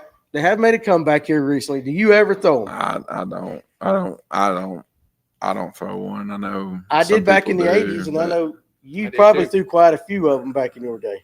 I mean, that used to be one of the best. That used to be the best thing that they had. Not on a jig? What'd you throw it on? I didn't fish a jig back. I was in Lake Tahoe and Okeechobee. I didn't throw a jig. I threw a weed wing, like a spoon, a Johnson that spoon. Yes. With the pork frog on the back. Yeah. Okay, that makes sense down there too. Let's see. We got peg leg. That's our buddy that's going to fish with his toes. Oh, and we talked about. He goes, I throw horny toes too. Yeah, So listen, you guys need to listen. Peg leg. All I can say is when you take your big toe or your toe, that's right, you lost your big toe, your pointer toe, and you go down to Panama City, you got to record it, put it on Facebook Live or whatever, so that we can actually see what. And I think we talked about this with some guys at the shop. You need to go ahead and paint it chartreuse or pink for saltwater. That's what guys told me on your toenail, if it's still on there. If it's not, this is nasty ass conversation. But if it's not, put some pink and some chartreuse or something like that. Sean Hardison, I'm having a hard time on Alatoona. You probably ain't alone. Welcome to the crew. Welcome to the club, Sean. Today they were short striking and wouldn't even eat a drop shot. I tried everything, only could get bites on a riser. Has it gotten that tough on Alatoona? I bet you the bait's Is it because of the boat right traffic now. and stuff? Because of what? Because of the boat traffic. Boat traffic, a little bit of everything. I know you also said something about they drawing it down. But they're letting water out because it was up It was up. from the rain. I'm gonna tell you what. Anytime you fish a lake on a drawdown, it messes everything up. Yeah. If they sucking water down, it messes a lot of They're things just sucking the overflow up. Just enough to Yeah. get back down Get to it back normal. down to summer pool, Yeah. 840. So I mean that's not really a good wombo combo because the water goes up and then they set the water back down and it really scatters the fish and the fish really getting a funk to what they want to do or where they want to be. I think the last time I looked, it was averaging about 11 and a half pounds to win the tournaments. 5 fish. 5 fish. And we know Alatoona's getting quality fish now, so that's Well, there's them. been some 15-pound stringers weighed in, but Yeah. when you average out all the tournaments they've had, it was like 11 and a half pounds. So Sean tried this. I had a guy in here this week talking to about drop shots. So a lot of us will dye our tails, and we've talked on like shaky heads, and we've talked about dyeing the head and all that. But a lot of guys are, no matter what color worm they're using, they're dyeing the head that hooks up to the hook part chartreuse, just to give them something to target in. I don't know if that's what did I hear somebody go back there? Huh? Was that Ken? The Ken? Did I just give? It wasn't you. It wasn't you telling me that. Maybe it was. I don't know. But anyway, dive right there where you put the hook in. What'd you say before the show? Don't give me a secret. My job is to help these guys catch more fish. But I don't think it was you, but you might have done it. I don't know. Ryan, do you give jig fishing classes? That's my boss. Oh, Josh is your boss? Yeah. Is it really? Yeah, he's my boss's boss. Well, let me tell you what he does. When he's supposed to be working for you, he's actually on the phone helping people out. You need to keep an eye out on Ryan. I'm just kidding. Eddie Hudson, what's the primary color of a crawdad in the winter? Dark brown, black, green pumpkin? It depends upon the lake. I guess. Let's just say Lanier. He fishes Lanier a lot. Typically on Lanier. Is that where he fishes? Lanier? Yeah, I'd say he's a North Georgia boy. Typically on Lanier after they molt around like October, November, sometime around in there when they molt. Depending upon kind of like what's in the water, nutrient wise, the crawfish will start feeding on like basically like dead bait fish. Crap. Yeah. That's a good way. That's a good way of describing it. And then they get real dark. Mm-hmm. They start getting like a brownish. But they don't go really black though around here. The one thing the crawfish on Lanier don't ever really lose is the orange. Yeah, right. They don't ever really lose that orange. Mm-hmm. They'll get like a blackish brown, and then they'll orange, and then when things start warming back up again, that orange kind of turns into a red, and like a reddish orange, and then when grass and algae and all that other stuff starts growing again in the lake once it warms up, then on Lanier they turn back into that green and orange. Green and orange. And like one way you can know, like if you catch a fish, this doesn't have to be on a jig. It can be on a worm, crankbait, whatever. It doesn't matter. Spinnerbait, don't matter. If you get on Lanier and Chateaugue do this. I cannot speak on Allatoona because I do not know. That's up Farmer's Alley. They give a dead giveaway before they start to molt because their pincers start turning blue. Yeah, they start getting a blue tint to their pincers, and it starts from the middle out. Yep. So like if this is their pincer, it starts from the middle, and it grows like out from your knuckles up your finger. But it's on like the pincers. Like you'll catch one. You'll have one, and the damn thing will be like white, and it'll have like green arms and blue claws. Yeah, but that crawfish is about to molt before it got ate. So yeah. And listen, don't come at us saying that you found crawfish that didn't have no orange in it. We understand that there's always an exception to the rule. There's over 100 species in Georgia. There is, and T. Tom's right there says Georgia Outdoors website has a map of specific crawls in the area of the lake. I don't know how current it is, but the info he found it to be interesting. And they all have little nuances that they changed how they change color. They'll change a little bit of color. But on Lanier, there's a crap ton of that Chattahoochee River crawfish in the lake from one end to the other, and that's the color they turn. Yeah, and the Chattahoochee crawfish is max 4 inches when it gets adult. Mm-hmm. The body is. Yeah, and their claws don't get as big. Yeah, that is a maneuverable. That is a river crawfish. Yeah, and it just so happens to live in a lake. Yeah. So it's built for maneuverability and hiding and like getting away real fast. I got you. You can tell how far back we are in the comments because they're still talking about. Steve Billington says, "Do they ever inhale the jig after you use that trick or lift off the snag?" The answer is yes, they can do that. And I will say that works because me and you were fishing a boat dock, and I flipped into a brush pile, and I was like, second, third cast, I was like, "I'm hung," and you're like, "What are you doing?" I said, "I'm hung," and you're like, then you showed me that, and it does work keeping that. And you start off with your arm straight, and then you just kind of lift it straight up with that butt. Remember, that's about right. Am I Somebody got a cherry pops. Yeah, Cam. Who did that? He just got his cherry pops. Way to go! I just had a 1-4 gobble the buzz bait in 2 foot of water in the back of a creek. First ever buzz bait fish. There you go, Cam. He's listening to us on his turtle box tonight. He told me that. Let's see. Jeremy Conkright, best style jig head for fishing grass and standing timber. Grass, like a like a casting jig style. It's got like a slender head is real good. And then timber, it doesn't really matter. Just go with whatever you got. Yeah. I know people who throw round balls. I know people who throw footballs. I know people who throw archy heads. Just when it comes to timber, just whatever you got confidence in. Gotcha. Doc Holliday, do you fish jigs way up the rivers in current? Fish Middle and South Georgia rivers were current. What's his name? Oh, Casey. What's Blanton? Ain't that his last name? Casey Blanton? Yeah. He always goes up in them rivers. He likes throwing jigs up there. Yeah. So yes. Mm-hmm. They lead him up there in Tennessee River. Yeah, current, absolutely. Happy holidays, Danny Hogshead says. Happy holidays to you, boss. Warren Barnes. How you doing tonight, man? Does anyone ever crank jigs? It's a big fish catching technique. And people behind us are going, farmers back there going, it's kind of what my bite is right now. Let's describe your bite right now, Ryan. Let's describe what you're doing. Let's see how he lies. Because remember, he lied he said earlier in the show he lied. Let's see if he's You lying. fishing that jig like a wobble head there, Ryan? Yeah. Burning it across the What are we doing? I was just pretty much lining up with the brush pile, throwing past the brush pile. Yes, scope is on. But scope is on because I'm lining up with a brush pile. So eat me or bite me, whatever you Bite me. So, Make up your mind. so I'm pretty much like lining up with it. I'm throwing past it. They'll give themselves away if you kind of like look at like a point right now. Mainly been around like points for me. They'll kind of give themselves away. And I'll throw it up there, let it go all the way down to the bottom. And basically right now what I'm doing is when it's getting down to the bottom, I'm just basically pulling it like this right here and just kind of reeling my slack back up and then pulling it some more.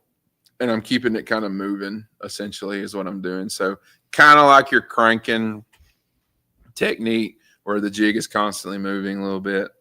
And that has been for the past 2-3 weeks, that's been where it's at. You sound sad. Well, You sound I know sad. people go do it now because I've had talk like 4 or 5 people that I can't get bit on a jig, and I'm like, well, I mean, they're smoking it if you know what to do with it. That's my job here at Fish. They're they bite it right now. Yeah, they'll jerk the rod out of your hand, and going off of and you can't get them up off the bottom, right? And they're 3+ pound spots all the time. If you get one where you stop it and it taps it, that's a smaller fish. If you get one where you're dragging it along and all of a sudden they jerk the rod out of your hand, they try to take it away from you. That's the quality. That's a 3+ pound spot. Yeah, we left out a few details, so that's okay. We didn't give them everything. You told me a few more details. Sugar-free juice. He's sugar-free juice. You ain't got to say it. I mean, like I said, for me right now, it's 4 rods. It's a black buzz bait, a swim jig, that regular jig, the one I showed earlier with the chartreuse on it, with a zoom double tail grub, just a little bit of chartreuse on the tail, and then a horny toad. And that's been pretty much from daylight. So the past 4 days I've been out when I've went, I've had a 5 fish limit in less than 15 minutes every single morning, all on a buzz bait. It does not take very long. You just got to know where you're going, know what to do, and know what to look for. I'll keep throwing a buzz bait. I won't even think about doing anything else. I really don't give 2 shits about doing anything else until about 10 o'clock. Around 10 o'clock, everything else goes up, lays on the deck, strapped down. 1 rod lays in my hand, and that's a jig. From around 10-ish till about 12:30, 1 o'clock, I'm throwing a jig. After about 1, put the jig back down. Don't really think about picking it back up again. And then I just go throw a horny toad. And if it's calm in the back of a pocket, I throw a horny toad. If there's wind blowing in the back of the pocket, I'm throwing that swim jig. And that is it. I'm not doing anything else. I'm fishing anywhere from 30 foot to the dirt. Yeah. And when I pull up to the point, the jig bite right now for me has taken about, there's a few places, like if I catch one or two, there'll be some peckerheads, like 15 and 14, 15, 16-inch spots, pound and a half fish. If I catch one or two like that, then I just pick up trolling motor and leave. If you catch a good one, after you catch that good one, pick up the trolling motor and leave, because you won't get another bite. You pull them off the bottom, and if you so happily decide, you can scope around and, oh, look, there's a bunch of them over here swimming off the side of the point now. Oh, those are the ones you pulled up off the bottom. Yeah. You can come back to those areas. I highly recommend you go back to those areas about an hour later, because they'll set back up again. Yeah. And you can make one cast and catch another one. The fish in the brush on a jig, they're hit or miss. They're either keeper size or 2.5, 3 pounds. You can scope those fish if you so desire. I'm not that interested in it right now, so I don't really care. Yeah. And then other than that, that's just been pretty much it. Keep it simple. I have not been below 369. Staying north. A couple of my buddies have been telling me that below 369, unless you're living out there right now, it's hard. Yeah. It is hard. The bite is hard. So what about Dark Side Fishing 661? His question. Been having trouble with bites on the falls, like he's missing them. Any tips? Need to watch your line. Maintain contact with your line.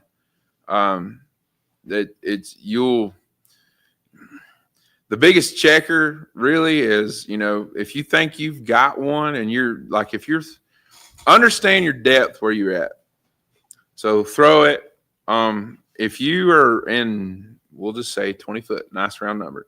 If you throw over top of a 20-foot bottom and you're like about 4 or 5 seconds into it, you're like, I ain't feeling the bottom. Damn, I should be on the bottom, reel down, set the hook, because there's one swimming off with it.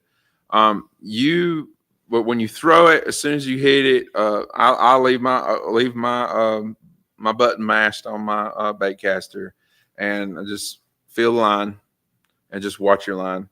If you keep after that cast, if you kind of keep a little bow to it, you'll see your line actually. They can shit pop. Yeah, they'll move it, and when you do that, just reel down, set the hook. Yeah. I'll say this too, and this is actually something that these guys taught me too, because a lot of us grew up throwing Texas rig worms and stuff like that, and you'll raise your rod and you feel that, brrr, and a lot of us will take the time to reel down and wait for the line. We'll do that a little slower. If you feel a bass pick up a jig and you feel that, brrr, you better set the hook then, because the next little vibration is them spitting it out. Yep. And a lot of guys make that mistake because they're waiting too long to set the hook. Mm-hmm. I don't know how many times I did that for you. Told me I was, he ain't got it in his pocket. Yeah. Set the hook. Yeah. If you get a jig bite where they're like pecking at it, they're about that big. Yeah. Or their brim. They're messing with your tails. Has anyone seen mayflies? I heard there was a big mayfly hatch on Chick. That's the only one I've heard about. I heard Chick had a big one here recently. Yeah, I haven't really seen. I haven't either. The boys were out Monday night, my son and grandson, and there were some mayflies on the boat when they came home that night. So yeah. They're probably on tuna now. Me and Josh got absolutely tore up on Carter's rear rig one day fishing. There was mayflies. There was like 1 million of them jokers. They were all over us. I don't do rattles. Yeah. Okay. That was next. Yeah. He does not do rattles. Chris Wallace, that tuna jig you tie with the June bug trailer is pretty good. Just saying. Well, there you go. Appreciate you getting one. Tyler, here's a little tip. Add a small willow blade to your jig as it falls and is on the bottom. The flash will catch their eye on the way down. Helps in stained water where I grew up fishing. That's a good one. Braves got their ass kicked again, 1-5, 5-1. I always say that. Yeah, that's just awful. Warren says that cranking that jig, the bite's intense, kind of like what you said. They jerk it out, jerk it out of your hand. Thump gel on a jig. I ain't bought none, so I can't say. Or any sense at all. I'll dip my tails in some chartreuse of the trailer. Yeah. Sometimes I'll use crawfish bang. Just depends. Okay. Ditch Pickle 12. Love that name. Sorry, late to the party. But has anyone ever used a G-Rat hybrid jig before? I have not. Nope. Anybody here? Anybody in No. the thing? I don't even I don't I even, don't know. even look at jigs on the shelf. Yeah, because he ties his own. So the answer is no. Let's see. Go ahead and keep scrolling down. I want to make sure we get everybody's question in before we got have about to go. 10 minutes. Yeah, I want to make sure. Thank God the cicadas are over. Man, it was loud. I bet so. And so Warren Barnes says, I use stump gel on everything. I haven't used it, so Tim, I've heard a few people say it's pretty good though. have you used stump gel on anything? I have not. Any of you guys use stump gel? They're all back there just blinking their eyes at me like that. So the answer is yes. But anyway, all right. So we've caught up. Going into, let's see, Ryan, we need to. Oh yes, huh? You don't want to do your Bigfoot call? You know I've talked about that on the show. There's a video. You can go to my Facebook page, and there's a video of me and my daughter doing one. If you want to hear it, Have you ever heard it? No. It's really scary. It's actually, I mean, it's pretty good. I don't believe in that Bigfoot shit like he does, but he does it like that. Tony Collins says they use it on shaky head. I work with a guy who says they're interdimensional. Interdimensional. Bigfoot is an interdimensional being. He lost me when he said that. He said one jumped across the road and it disappeared. Right. I was like, I want to believe Bigfoot is real, really bad, but that takes the cake. When he said it took 2 steps and disappeared. What you got, Tim? Like, well, all right then. What was you saying, Tim? My only question is the Patterson Gimlin footage. Patty has got boobs. The Bigfoot's got boobs? The original 67 Patterson Gimlin film. They still trying to disprove that thing. Yeah, I know, but when they stabilized it, when that thing turns around, it's got big old hairy It's boobs. a female. Who would have thought to do that in 1967? Them cowboys ain't that smart. Well, I don't know about this, but that's the whole thing. It hangs me up on going, But there is a video on YouTube, and I got to find it, of a guy that said he was camping in the woods, and he was molested 2 nights in a row by a female Bigfoot. Can't believe he told that. You can't believe I told that, or he told that? No, he told that. Well, but listen, here's my question. You want to go camping? Do I want to go camping? Well, our bass interdenominational. Yeah. Interdenominational. Yeah, there's some Baptist bass. You got some Catholics. You got whatever. The ones Presbyterian bass. Yeah, whatever. But here's my question about that guy. After you've been in the woods on the first night, and a female Bigfoot came and did what he said she did. Why are you still hanging around? Don't you think that you would leave? That must have been some good stuff. He went back twice. There's a video. And then wanted to tell everybody. Almost got him. Hey, listen though. Think about that now. Bigfoot. Yeah. Okay. People still saying the same thing. So why did you stick around after the first night? 100%. But here's the thing. There he is, Josh. Who's that, Josh? Buddy's Bigfoot. Is that okay? So listen though, like, okay. Here's my next question. When you said, Tim, it had to be good. I mean, I guess she finished. He finished. So apparently so. I mean, with me, I don't know that at my age, I'm going. You know what I'm saying? I'd just like to see the report that he gave, the after action report that he gave, since he decided he won't tell everybody. So he got it 2 nights in a row from a lady Bigfoot. I mean, went back. Yeah, that's what my point is. He stayed there the whole time. Exactly. It must have been good. And then I guess she didn't come back the 3rd night, so he thought, well, I got a cool story to tell now. He does. I wonder what language Bigfoot says she loves you in and all that. Like a Wookiee. Chewbacca. Kevin. Yes, sir. Does that sound familiar? Do you make Bigfoot noises? No, I do not. But my kids watch the Wookiees. The Wookiees? Yeah, the old. I just think I bet he said, I bet you won't do that again. The last female Bigfoot that molested me was after I ate the worm in the bottom of the bottle, little tequila. So basically, he got Becky. He got Becky. He got Becky. Whole different meaning to Wood Knox. I don't want to hear a Chewbacca orgasm. Yeah, this episode's going to shit. Somebody said something about hook size. Did they? Talk about Bigfoot. Is there a serious question? Where was that? Let's get back on track here. We're gonna get Steve. I am Steven Surgeon asked about. We're talking about weight, but any variance in hook size. Not really.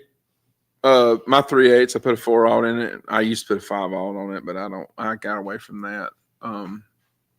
Don't ask me why. I just all of a sudden started pouring every one of them with a 4/0 hook, and Right. It seems to do the trick. Like a 1/2 ounce one gets a 5/0 hook for me.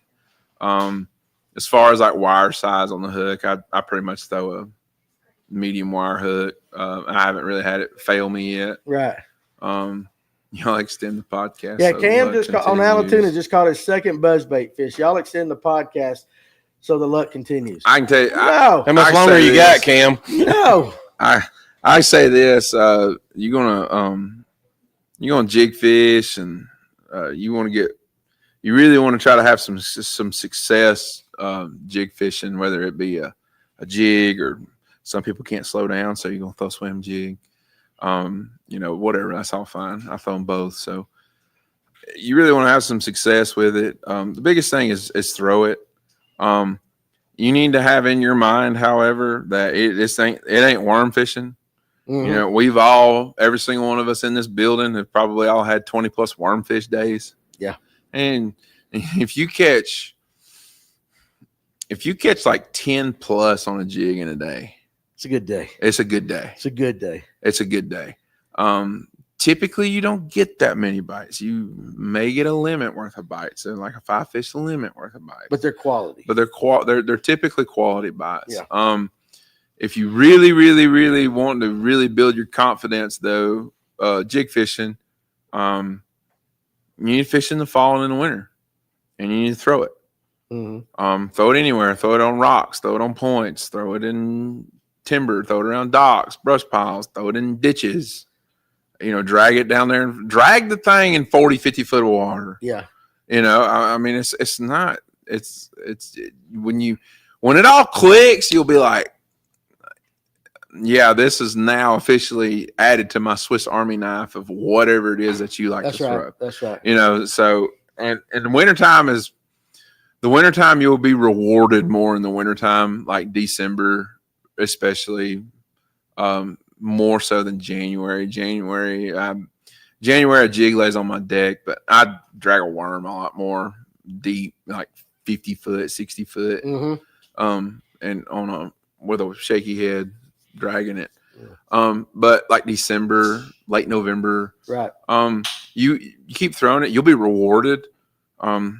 You're some of the biggest jig fish that I've caught. They all happen either right now in the dead of summer, start in the summer, or they happen in like November, December. Yeah. That's when I catch most of my bigger jig fish. Yeah. And listen, you're going to lose them.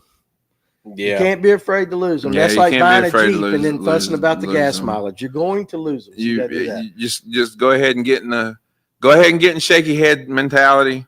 Yep. We get shaky head hung up somewhere and we just break it off. Yeah. And tie another one on. Jeremy Concrete drags a jig in 30 foot for smallies all the time. And Heck Brandon yeah. Coleman says jig and spinner baits, my favorite big fish baits. Absolutely.